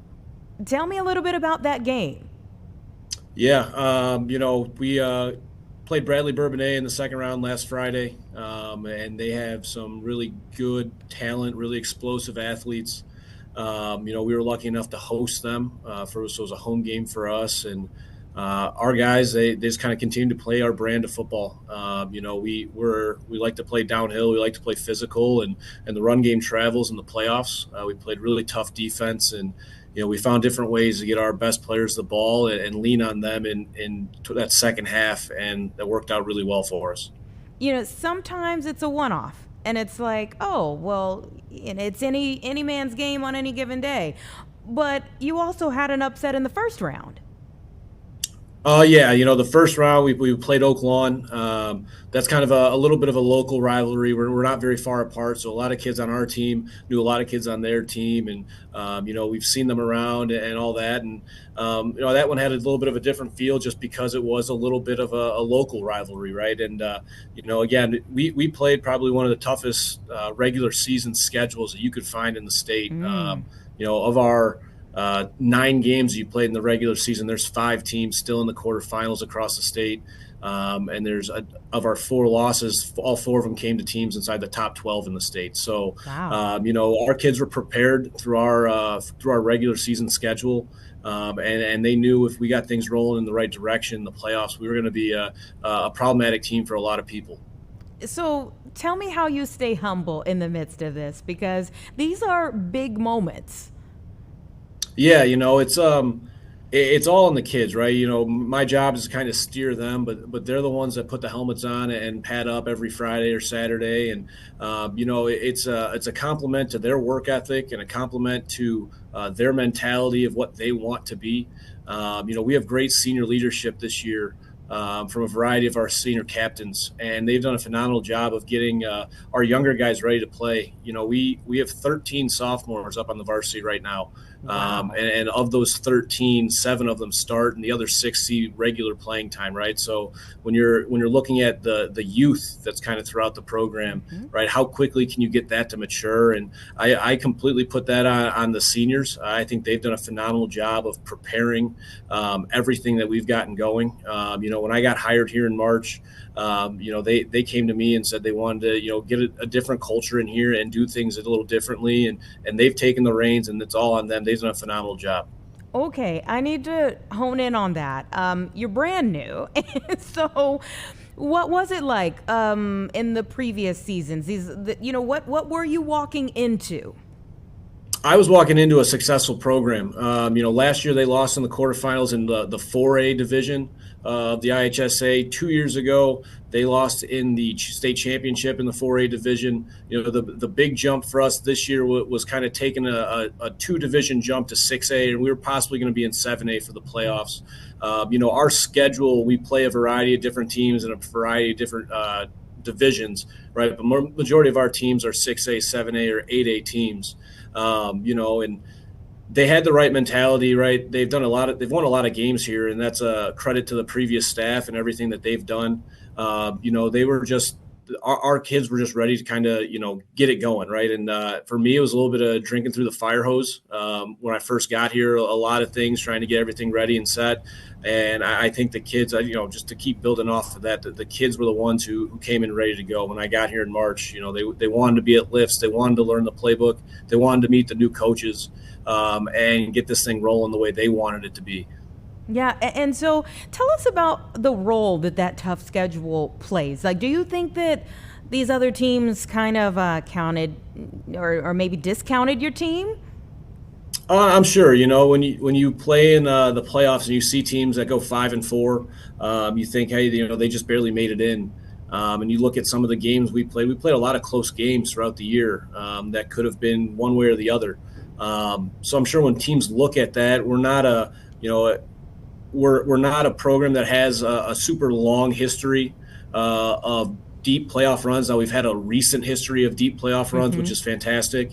But at the same time, when you play some of these new teams that haven't seen you before, it is a brand new game. And I think our kids understand that they've, they do play against some of the best teams in the state all the time, right? And when they get to the playoffs, it's, they're prepared to play better teams. They're prepared to play teams with really high-end talent like we've been playing, right? It's not something new because they've been lucky enough to see it for the majority of the weeks that we had in the regular season. Yeah. So you are up against Dunlap next, is that correct? Correct. Okay, how do you prepare for Dunlap? Like if you scouted that team, what do you see in Dunlap?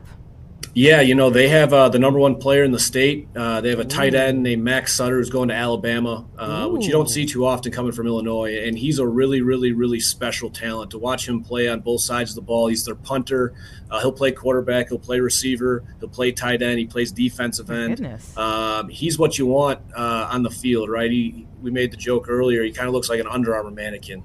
He's exactly what they kind of look like at Alabama. And we know he's a really good player, and they surround him with a lot of good players as well. They run an offense that suits well in the playoffs, right? They want to run the ball, play tough defense, and keep the ball in the phone booth, so to speak. And their coaches have done a great job of building a successful program. They've been successful for a while now, and you can tell that their kids are completely bought in to what they want to do as a program and what they want to do schematically, and how their team responds to the community and how the community supports them. How do you see the community there in Burbank supporting you all?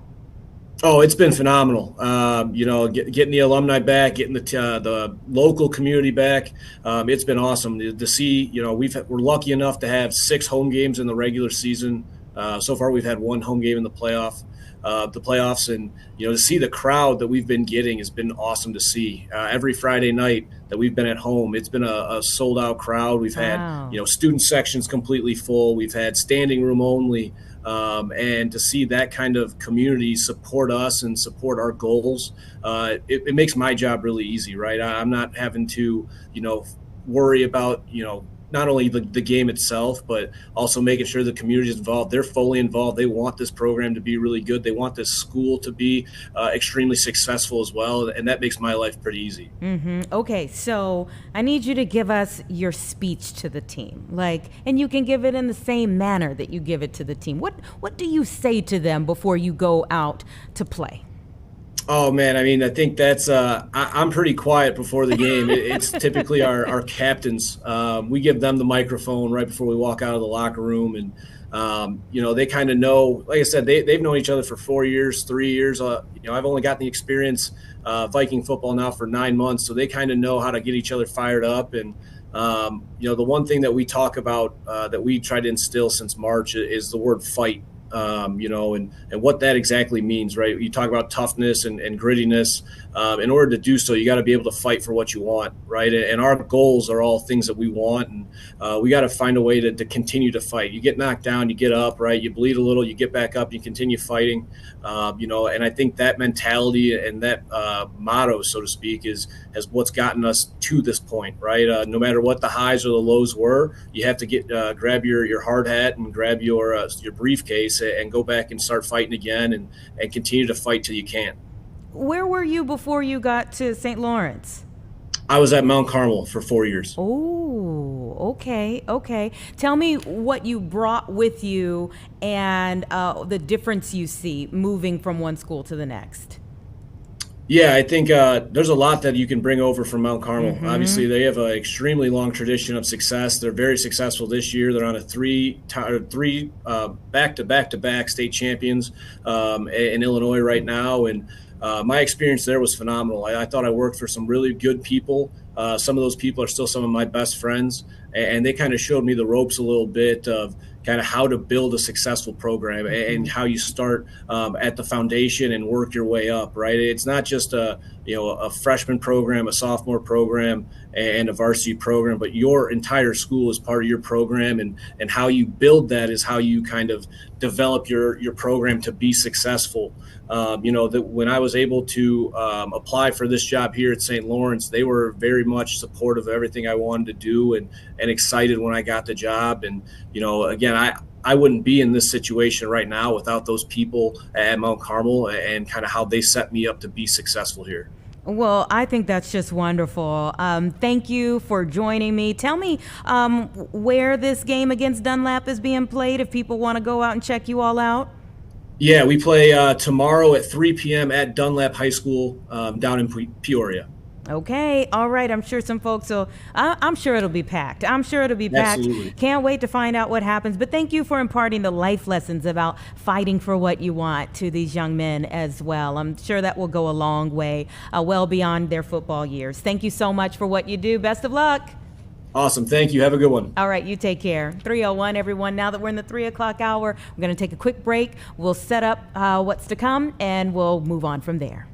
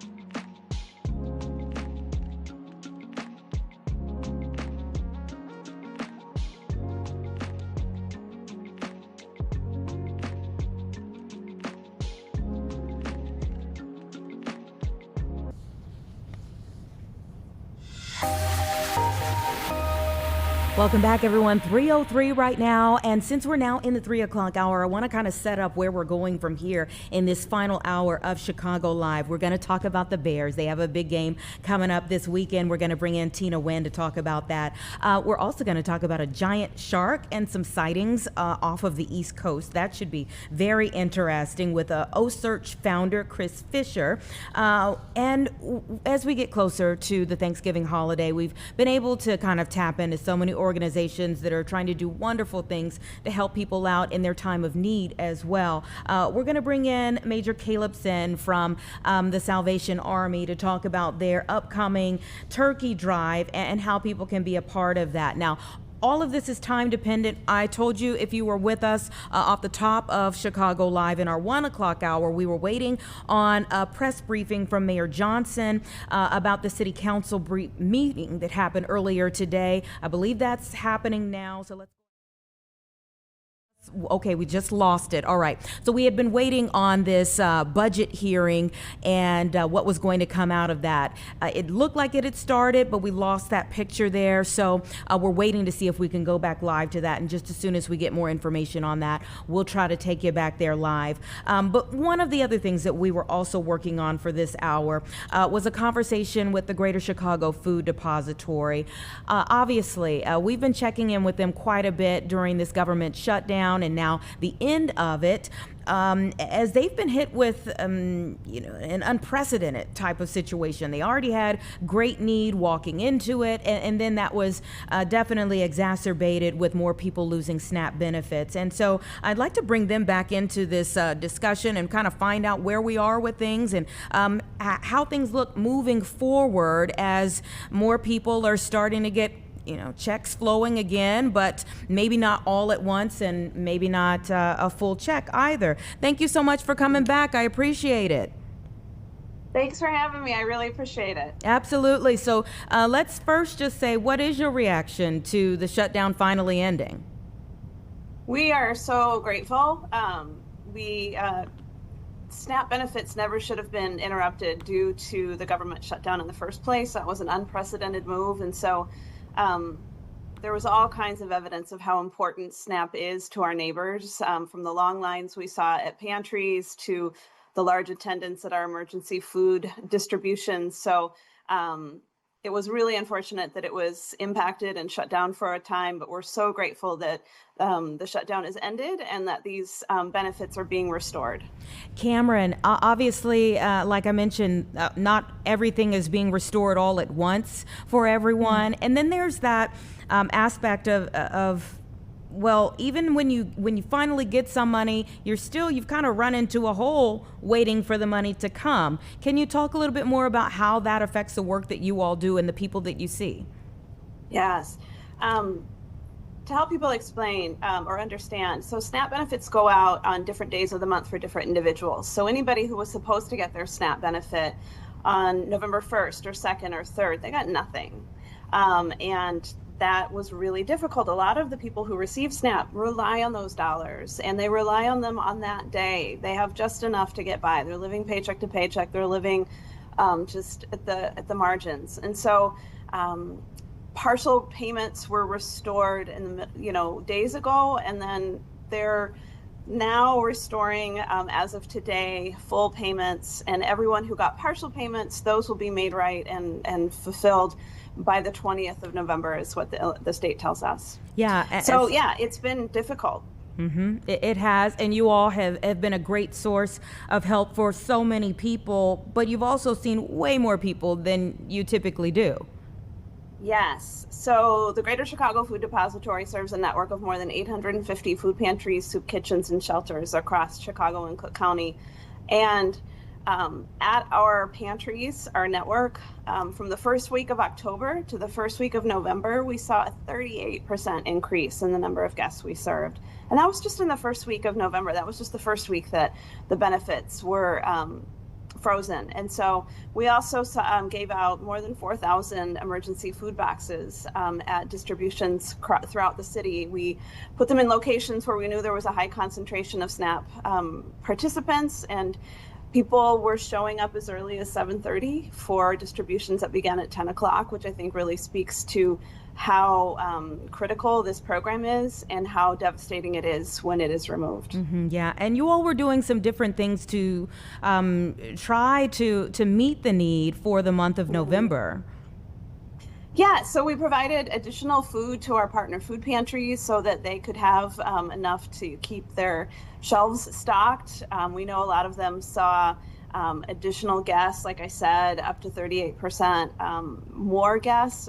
Some, anecdotally, I talked with some pantry coordinators who said they had twice as many on some of those days as they would normally see. And so we provided extra food so that they could meet the needs of everyone who walked through their door. And then again, we provided these emergency food boxes that were full of more than 20 pounds of food. It was shelf-stable foods, pasta, canned fruits and vegetables, some pouched chicken and tuna, enough to try to get them by for a week or two. And those were really well received. And those will continue, even though the government shutdown is ended and full benefits are being restored, we know that some people who went without for a number of days and weeks, that was a hardship. And so we are continuing those distributions this Saturday and next Saturday. And if anybody watching needs one of those, they can find the locations and the times on our website at chicagosfoodbank.org/find-food. And there's a list of all the different locations. So I want to delve into another concern of anti-hunger advocates, if you will, like the Food Depository, that really say the hunger crisis is a healthcare crisis, and the fact that healthcare wasn't immediately addressed with the government reopening. Yeah. Which we also think was unfortunate. A lot of the people that we serve, food insecurity doesn't happen in a vacuum. And so the people that we serve are also struggling to pay healthcare premiums. So when those are slated to potentially double or triple, we know that that's going to be a hardship for the people we serve. And then again, they're going to be forced with these really impossible trade-off decisions of, do I keep health insurance with these premiums that are now sky high, and or pay my rent or buy groceries or make sure my kids have the clothes they need for school. So these are decisions that are really challenging and impossible for people to deal with. And I'm amazed at, when I go to our partner food pantries, how many of the people in line who are there to get groceries are telling, when they talk about the need that brought them to the pantry, so often it was a health issue that kind of pushed them over the financial cliff. It was, I was working and then I got injured and I couldn't work for a year, and it just really put them in too much of a debt hole, and just this spiraling need that is really hard to get out of. And so people then being tempted to go without health care is just devastating to think of, because it makes them that much more vulnerable. Yeah, I think a lot of people don't think about how the difference in unexpected health care bill could have on other aspects of your life. Yes, it's amazing how many people who are, one health crisis, one car accident, one layoff, one government shutdown, if you're a federal employee, away from really being in crisis and needing extra assistance in order just to have the basic essentials like food and shelter and, clothing for your whole family. And so this incidents like this, where some of those supports and safety net programs are taken away, really bring that into stark relief. And I think that that's important. And so as some of our safety net programs, healthcare, the food assistance, other things that have been kind of in jeopardy in recent months are being considered as taken away, we're really concerned, because these are essential. SNAP is the frontline defense against hunger in our country, and there are additional cuts coming to that in the months ahead. And so those will be more long-term cuts to certain individuals, certain segments of the population. And so this was a taste this past few weeks of the additional need of the devastation that's going to come when some of those supports are again weakened and taken away. Well, a lot of people would say it was a bitter taste for many people. So do talk a little bit more about that. You all, the Food Depository, were facing a funding fight even before this government shutdown and SNAP being in the purview. Yes, I mean, we've responded to an increased need since COVID, essentially. The numbers, we all know how the numbers spiked during COVID, and we saw lines at food pantries, around the block. We have not really seen our numbers go down since then. Maybe we've added additional days so those of distribution, so those lines aren't as long, but we waited for to return to normal, the normal we knew in 2019 after the pandemic, and it never really returned. And we realized we're living in this kind of new normal where it's what we once knew was really elevated and heightened need is now kind of where we live because of the cost of living, grocery prices are high, rents are high, and wages just haven't kept pace. And so it's a real challenge for a lot of our neighbors. And so for us as the food depository, trying to provide food for to keep pace with this need is a constant challenge. Thankfully, we are so grateful for all of the people, especially in the past couple of weeks, who've Chicagoans really do rise up and meet the moment. And we've been really grateful for this outpouring of support. A lot of volunteers that have come around to help neighbors, and we're really grateful for that. Well, it's beautiful to hear that people are coming out and helping you to meet the moment, meet the need that is out there, although there are still concerns about what the future looks like in the weeks and months to come here. Cameron Matson with the Greater Chicago Food Depository, we appreciate you as always. Thank you so much for having us on, and thank you for continuing to keep this issue. And thanks to all who've been supporting. We invite you to keep at it. Absolutely. You have a good weekend. 3:15, everyone. We'll be right back.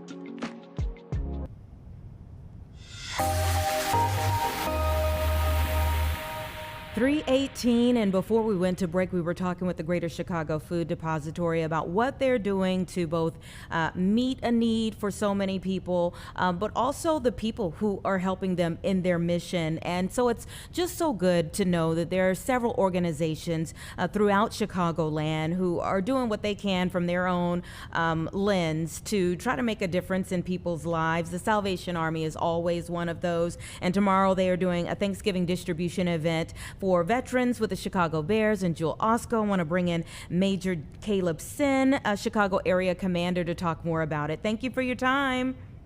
It is great to be here. Thank you for having me. Major Sin, tell me about tomorrow's event. We are super excited to honor our military veterans. We have 600 turkeys for the vets who are pre-registered for our event in conjunction with Jewel, the Bears. We look forward to an exciting morning from 9 to noon, just helping vets have a great Thanksgiving by having a turkey, a bag of food, and some winter clothing to get them through the cold months as well. Mm-hmm. And you said pre-registered, meaning people need to register right now. Absolutely. They can do that at salarmy.us/turkey drop. We want you to register. We want to help as many veterans as possible, especially in this season of Thanksgiving and in the season where it's not too chilly today, but we know the cold is a reality and it's coming. So we have some warm winter clothes to hand out as well. Talk about that. So it's not just the turkeys. You all are doing some other things in terms of sides and what else is included? Yeah, well, the Salvation Army has always been a holistic healing organization. We really believe in humanitarian relief that treats the whole body, physical, spiritual as well. We've done that for 150 years, and we're going to keep doing it in Greater Chicagoland. So we want to help not only with a Thanksgiving dinner, with the turkey, the sides, but we want to help you be prepared for the cold months. We want to make sure that you have resources that are needed in the home, paying utilities, paying rent, whatever that may be, keeping the lights on, having people come to us for a holistic healing experience where they can find some sustainability as well. Yeah, Major Sen, it's heartbreaking that veterans even need your help. Right. We work a great deal with the veteran population. We see veterans who struggle to transition to civilian life. We see financial problems. We see mental health issues. We see medical issues as well. We want to be able to support veterans who have given so much for our freedom so that we can help them have a hand up in this life. And we don't want to just put a Band-Aid on what they're experiencing, but we want to walk with them along the way in a journey. And tomorrow's event is a big part of doing just that. And maybe someone can't come out for tomorrow's event. You all, especially at this time of year, going through the rest of the year, you all have a ton of things coming up, or a ton of things that you all are involved in. Absolutely. We'd like to say we go from drive to overdrive in this season. And we want to make sure people have the resources they need. We're gearing up many of our locations to help supply clothes, food, toys for the Christmas season. You'll see our red kettles that are out. Jewel is another big partner in that red kettle campaign. You'll see those bell ringers, those dollars that started off over 100 years ago to raise money for one dinner and has transformed into our annual fundraising campaign that helps us help people all year round. So yes, if you can't make it tomorrow, find one of our locations in Greater Chicagoland, get into our food pantries, and of course we work directly with Chicago Food Depository to make sure we get people fed and keep people fed. Yeah, when does the Red Kettle campaign begin? The red kettles are out now at Jewel, so you'll hear those bells. That bell is an iconic symbol of the season, as is the red kettle. And when you hear that bell, you know that lives are being transformed. So I invite you to give and give until it feels good. Tell us a little bit more about the history of the Red Kettle campaign for people who don't know. Right, yeah, it has become an iconic symbol of the season. You know that even in movies, you'll see that Santa sometimes standing next to a red kettle, and you know it's the Salvation Army. We started that to pay for one dinner in San Francisco. The officer at the time for the Salvation Army put a kettle on the port, and as people were coming off ships, they were collecting funds to pay for a Christmas meal. That has transformed itself into our biggest annual fundraiser. We're raising money, millions of dollars, to those red kettles in Greater Chicagoland to help with food security, to help keep the lights on, to help with back to school initiatives, to help with youth programming so kids have a safe place to go, and meals throughout the year, and to really help, again, the holistic healing experience for an individual and for a family. Absolutely. Thank you all so much for what you do. Let's tell people one more time where they need to go for this weekend. Yeah, so register salarmy.us/turkey drop. Those are for veterans who can register today for the event tomorrow from 9 to noon at the Jewel Osco at 2940 North Ashland Avenue. We look forward to helping as many military vets as we can. We're going to limit that registration at 600. So we've got 600 turkeys with the fixings, with winter clothes. We desperately want you to be part of that and to have the help you need this season. Major Sen, I didn't ask you about your background with the Salvation Army. How long have you been with the Salvation Army? This is my 21st Christmas. In the Salvation Army, we count Christmases. So this is my 21st Christmas with the Salvation Army as an officer, but I was actually born into the Salvation Army because my parents were also Salvation Army officers before retirement. So this has been a lifelong ambition and a lifelong ministry for me and for my wife. Yeah, service is in your blood. That is so beautiful. And what keeps you going? What are some of the the things that you have seen Christmas in and Christmas out that really do keep you going? For me, it's all about the transformational work of sustainability. So not just being a Band-Aid to help somebody get through one season, but to see someone's life transformed. It's interesting during this season, if you sit in one of our waiting rooms, sometimes you'll hear a story of someone who remembers their mom bringing them to the Salvation Army at Christmas for help. We want to break that cycle.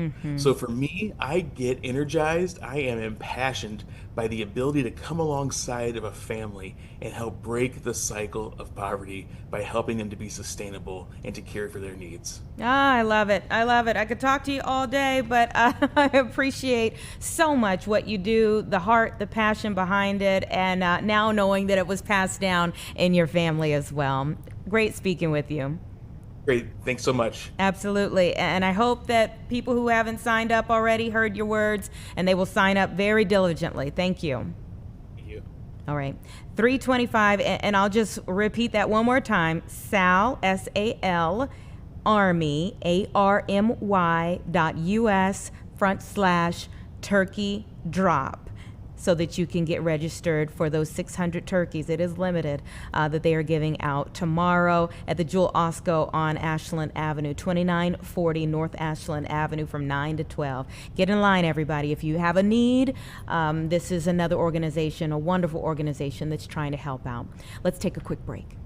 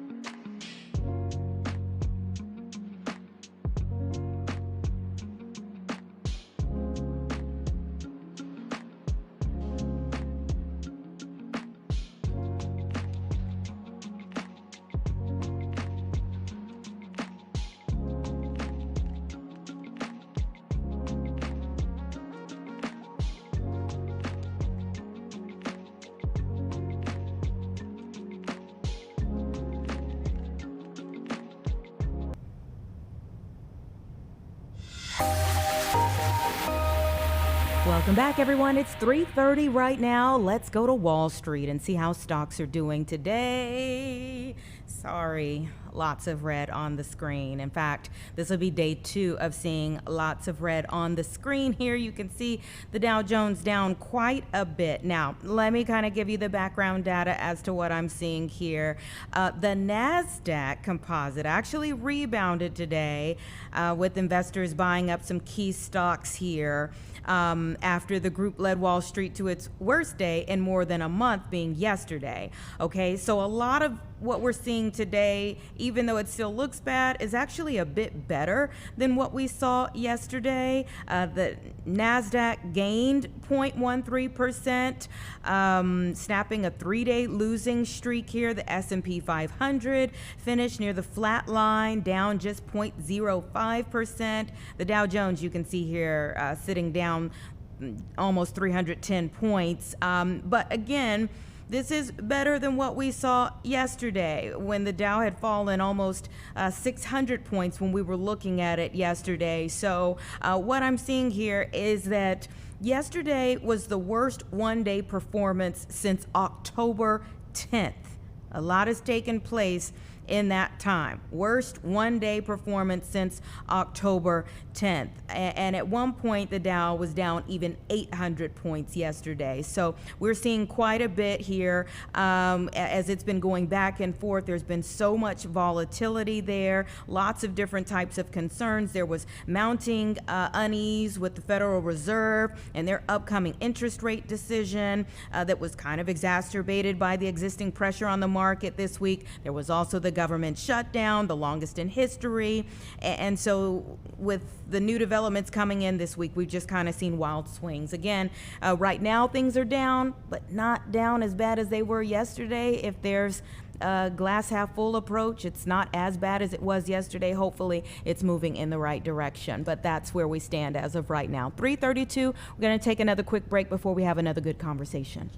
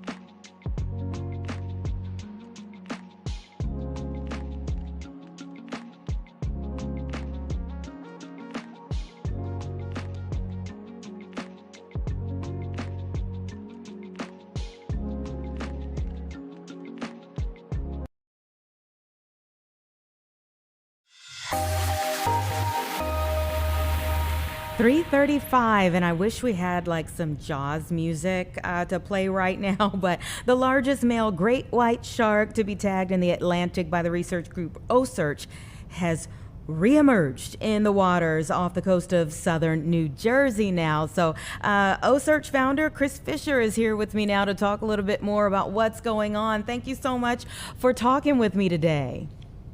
I'm happy to be here. Thanks for having me. Absolutely. So tell me who this is off the coast of New Jersey. Do you all have a name? So this shark is named Contender. He's a mature male white shark. It's about 1,400, he's about 14 feet long and 1,700 pounds. So the largest mature male white shark that OCEARCH is sampled, handled, tagged, and released of the 105 or more white sharks that we have sampled and tagged off the east coast of the United States and Atlantic Canada. So great to see him southbound for his winter migration. Aha. Okay. All right. This is all a part of the plan here. Not kind of going awry. That's right. We see a real predictable pattern with these white sharks where they're spending their summers and fall off of New England and Atlantic Canada. And they're up there putting a lot of pressure on the seals, kind of bulking up for the oncoming winter. And what that does when they're eating seals and pushing them around is it prevents those seals from eating all of our fish. So they're really guarding our fish stocks and preventing those seal populations from wiping out our striped bass and our baits, our menhaden, our cod and lobster. So they're kind of the guardians of our fish up there, putting on weight in the summer and fall. And about this time of year, they go south to their primary winter habitat, which is primarily between Cape Hatteras, North Carolina, and Central Florida, Cape Canaveral, Florida, in that southeastern United States bight, which is where most of these sharks spend their winters moving around, feeding from reef to reef and fish event from fish event, with a pretty significant percentage of them wandering off into the Gulf of Mexico for a few months and then coming right back into that same zone. Is that just for the great white, or are there other types of sharks or animals that you all are watching? That is just for the great white shark. Okay. So tell me what's maybe the most misunderstood thing about the great white shark? Well, I think that thing that really they're the guardians of our fish stocks. Like if they're out there and they're thriving, they're conducting the orchestra of the ocean. They are the balance keepers. So much like a lion or a wolf, if they're not there, the system falls out of balance and then the aggregate amount of life plummets. So the most important thing is we need to see a lot of white sharks if we want to make sure our kids are going to see a lot of fish and have food security and be able to see an ocean teeming with life. The other thing is we've all been swimming with them all of our lives and nothing's changed. We just know now. When we started our work and tagged the first sharks off Cape Cod in 2012, no one knew where the white sharks were going to go. Turns out a fair percentage of them are very coastal. And so we've all been swimming with white sharks all of our lives. Nothing's changed. We just know now. What is it like to tag a great white shark? Tagging a great white shark is, I think, an experience that most people, it would surprise them what it feels like. It's not a big adrenaline rush. It's not an exciting, fun thing like when you're catching a big fish with your friends. Yeah. There's a lot at stake. We're trying to understand the lives of these white sharks so we can bring them back to make sure that our kids can eat food. So you feel the stakes when you're handling a big animal like that, and the whole world's watching. So at first when they come in and pick up a bait, they'll come in and pick up a piece of bait and they'll start swimming off with our gear, which is just a bait that goes to line with buoys on it. And then when they walk off with the bait, we'll come in, and they don't walk off like you see in the movies where they're like, the buoys are raging through the water. I mean, that happens, 1 out of every 7 times. Most of the time they just start moving away real slow. And then our fishing team is led by the most gifted waterman I've ever been around. His name is Captain Brett McBride. He's been with me for almost 30 years now. Wow. And he and his team will cruise up to those buoys and they'll pick them up and almost not want the shark to know they're there. So it's very gentle, it's very quiet, it's very stealthy. And then they'll give a little tug on the animal's mouth to kind of get it swimming toward the ship. And when they get it swimming toward the ship, then they'll try to get in front of it and kind of walk the shark toward the ship, more like you walk a dog on a leash. It's much more like teaching a dog how to heel than catching a fish when you handle these animals.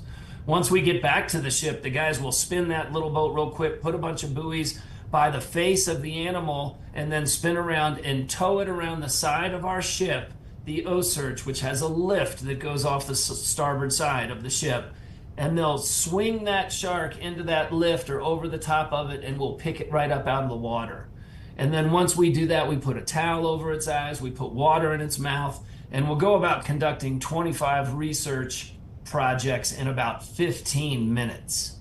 And that time in the cradle, this is the only place in the world where scientists have safe access standing next to a living large white shark like this. And so it's allowed them to pioneer all sorts of new types of research and really for the first time in history get to solving the full life history of these white sharks in our population off the East Coast, which is, where and when are they giving birth? Where's the nursery? How does that expand? What's the full migratory range? Where do they mate and gestate before they birth again? And those are the parts and pieces you need to make sure we keep bringing these animals back. Because in 2006, they were down to about 9% of their population, and we were seeing fish populations collapse where our sharks had been removed. And fortunately now in America, our sharks are back, our fish are back, and we have more life off our coast now than we've seen in 50 or 60 years. We're really winning here. Wow. What made you want to do this type of research? Like, what got you into this? I wanted to make sure that our kids could eat food. And I was passionate about the ocean. The ocean was out of balance. The science community, when they come out of school, they're not given a lot of tools to answer difficult, bigger questions. They have to sometimes learn how to be a fundraiser, a scientist, and a fisherman, and a fundraiser. And that really prevents them from just focusing on learning what we need to do. So at OCEARCH, what we did is we brought the world-class watermen together, guys like Captain Brett McBride and DJ Lettery, our fishing team, around the ship, which is the proper capacity with a lift.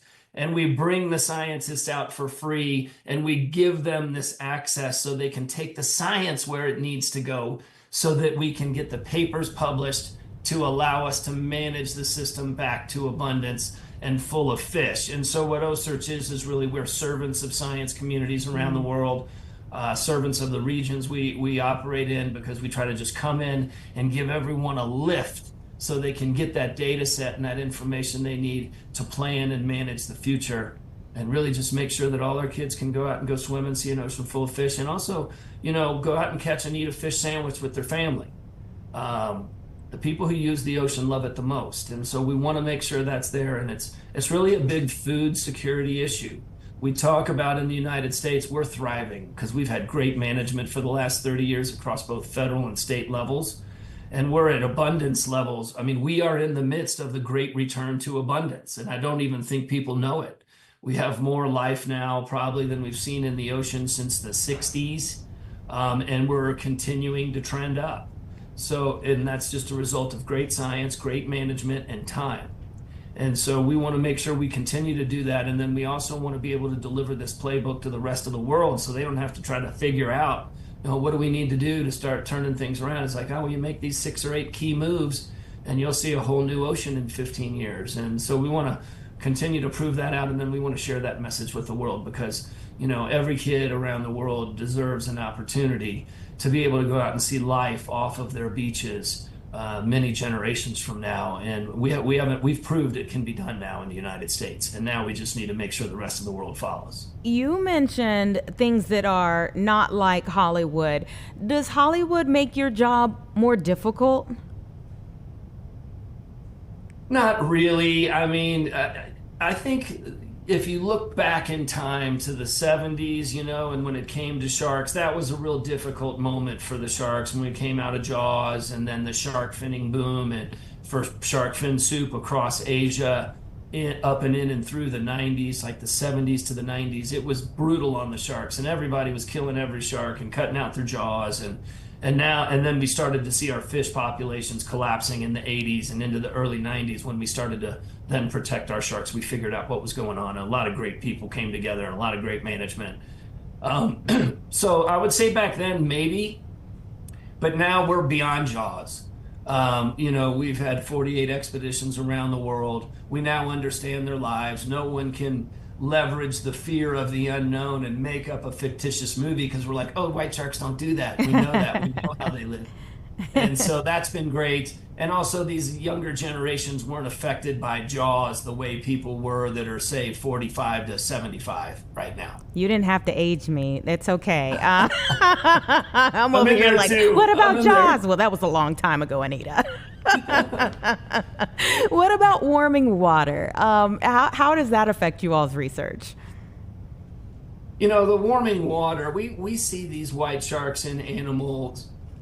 The warming water, we see these white sharks in temperatures ranging from just above freezing all the way up to almost 90 degrees.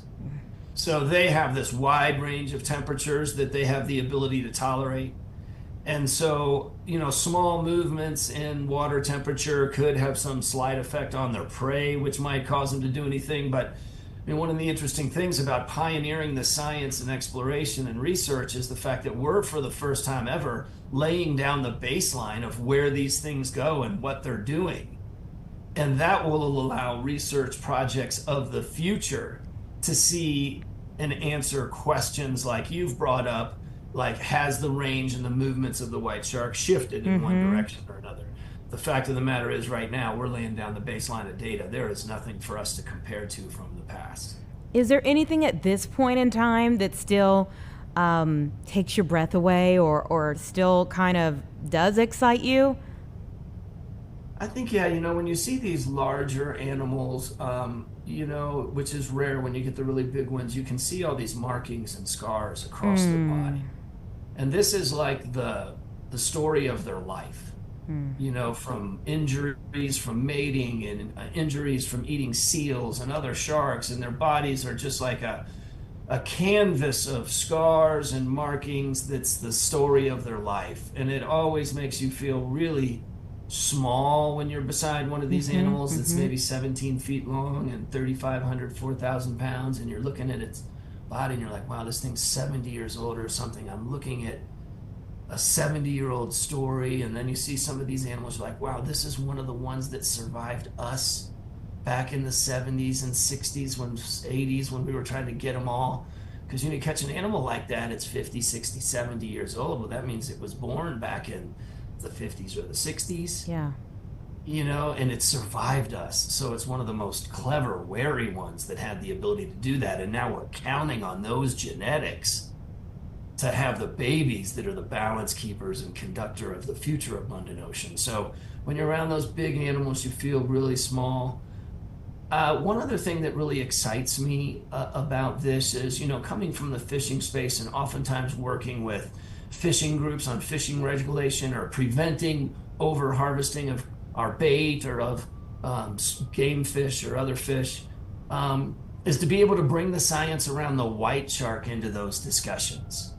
Because, someone might be trying to say, hey, we shouldn't longline the Florida Straits because all of our tunas are spawning there, and swordfish and billfish and other things. And maybe they don't really get the love that they should get because they're kind of just a game fish. But when you overlay the white shark science and say, hey, wait a minute, we shouldn't longline this area, it's critical habitat for our white sharks, our balance keepers, and we can mix the message of our science and bring the kind of science community together with the fishing community where we have mutual interests, I think we can really get in a position where we can make sure regulations take and bring us all toward that big, abundant future we want with our kids. So, the policy and bringing people together from kind of more the science environmental side with the conservationist anglers, we have relationships in both sides, and just trying to get everybody on a common vision. It's just great grandchildren first. That excites me. Oh my goodness, I've gone from wanting to sing Jaws music to Circle of Life. But, if people want to track with you all, can they do that online? Is there some type of way to follow along what you all are following? Oh yeah, everybody can track all these sharks in real time and see it at the same time as our scientists. You can either go to OCEARCH.org online, or you can download the free global shark tracker, which is the OCEARCH app. And then you'll see where these sharks are at the same time as the scientists. And then if you follow all the social handles across all the platforms for OCEARCH, you'll hear all the science that goes along with the tracking, and we have educational curriculums associated with the tracking, so you can really dive into a deep rabbit hole, especially if you go to the OCEARCH YouTube channel. There's thousands of shark videos there. Thank you so much for your passion behind what you do, for taking us into it a bit. And I'm sure you probably have people that love delving into all of that and going on you all's page and trying to kind of become your co-pilots, your co-captains. Yeah, we're all coming together to solve this puzzle together. People have interesting ideas that can lead us toward things. And when you really think about trying to make sure we all feel good about what we leave behind for our kids, you know, for a purpose of that conversation, there's no scientist or fisherman or anyone else. There's just us. There's no public, you know, there's just us, and like, what are we all going to do about it? And we're excited about bringing people together on a common vision that we can all feel good about at the end of our days. Awesome stuff. Chris Fisher, thank you so much for what you do on a regular basis and for joining me today. Thanks for having me. Absolutely. And again, he is the founder of OCEARCH. Really interesting what they're able to do and what they see up close and personal. It's 3:50 though. Let's take a quick break before we close things out.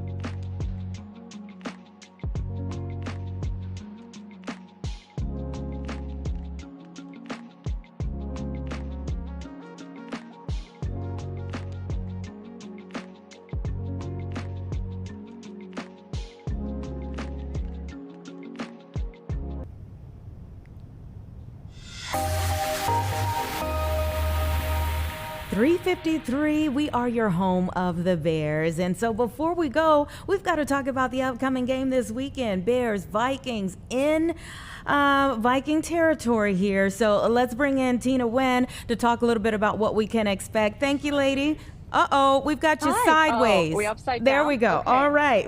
Oh, wait, how about this? Right Okay, there, we right go. there. Stay right there. Okay. Yeah. What we don't want is for the Bears to be upside down. They have been riding on a high for several weeks now. Yeah, no doubt about that. And I mean, I was just in the locker room just a few moments ago talking to some of the guys. We heard from Jaquan Brisker today. I talked to Darnell Wright, OZ as well. I mean, this team's feeling good right now, right? They're 6-3 on the season. Obviously, this is a huge game. Jaquan Brisker talked about it too. Divisional matchup, right? Week 1 didn't pan out the way that they had hoped, right? Had an 11-point lead going into the fourth quarter. Had a bit of a meltdown. We saw JJ McCarthy take over, but this is a huge game coming up on Sunday. They're 0-2 in the division right now. By the way, tied for first in the NFC North with the Lions. This is a huge must-win game for them on Sunday. Ooh, now they're kind of becoming comeback kings. And I don't know if that's a good thing or something that needs to be corrected. Yeah, well, I think big picture, I mean, we've said it time and time again, but they're winning games that they would have lost last season, right? And I think if you look at these last 2 games, that's large in part because of Caleb Williams. And going into this season, right, we're all curious, how has this Ben Johnson-Caleb Williams relationship going to pan out? And so far, I mean, we've seen just growth from Caleb overall. For one thing, his decision-making has gotten better.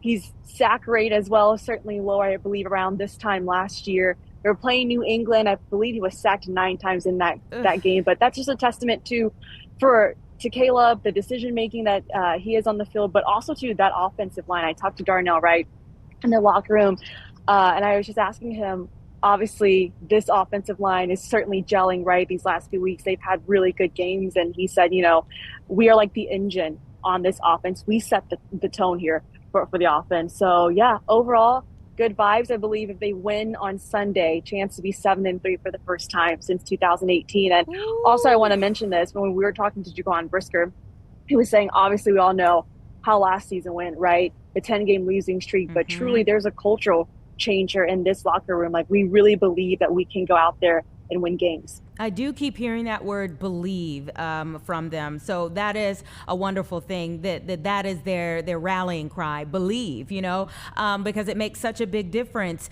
They've also had some difference makers. They've added some difference makers. Yeah, no doubt about that. And the big news, though, coming out of today at Palace Hall is the Bears opening up that 21-day practice window for Jalen Johnson. Obviously, he's a Pro Bowl cornerback. He's missed significant time this season, missed all of preseason training camp with a groin injury.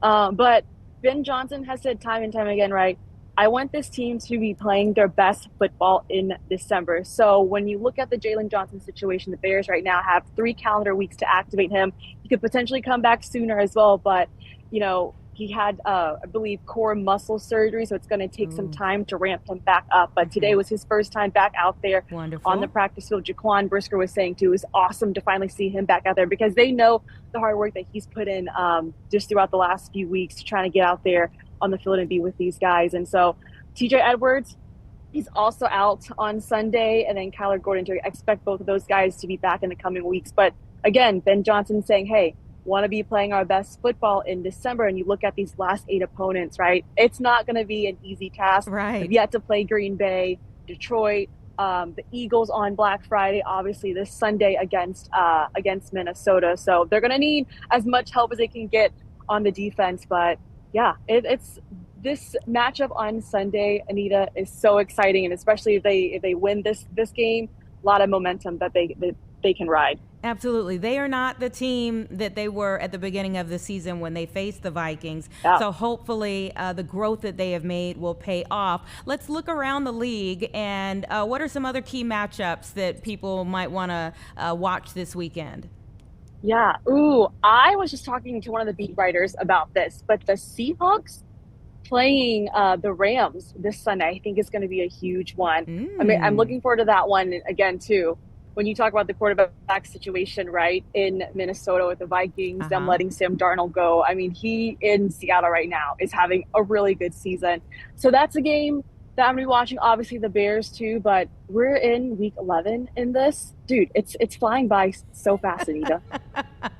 It certainly is. It certainly is. And it's really interesting to see, yes, the movement around the league and how, somebody who may have been undervalued with one team, then becomes very valued with another one. Obviously, that's the case even for Green Bay, picking up Micah Parsons from Dallas. So if we look around our division, what are we seeing? Yes. Oh, my goodness. I mean, you talk about Green Bay there. The talent that they have, right, is elite, especially adding Micah Parsons, too. That's certainly a boost in their defense. But my thing with Green Bay, they've been consistently inconsistent. That's my big thing with them. Obviously, Jordan Love, right? That's a big talking point, but doesn't do a great job of taking care of the ball. And again, the Bears have yet to play the Packers. And going back to the Jalen Johnson news, right? Could come back, right, December 7th against the Packers, hopefully sooner. But this Bears team, they want as much help as they can get, especially on that defensive side of the ball. Live from Chicago, this is Fox 32 News at 4. Right now, before it's too early, key alderman warning Mayor Brandon Johnson, a budget vote is too premature. Paychecks are hit with direct deposits and SNAP is restored. Senator Dick Durbin defends his vote with Republicans to end the government shutdown. President Trump says he's ordering a new federal investigation into alleged ties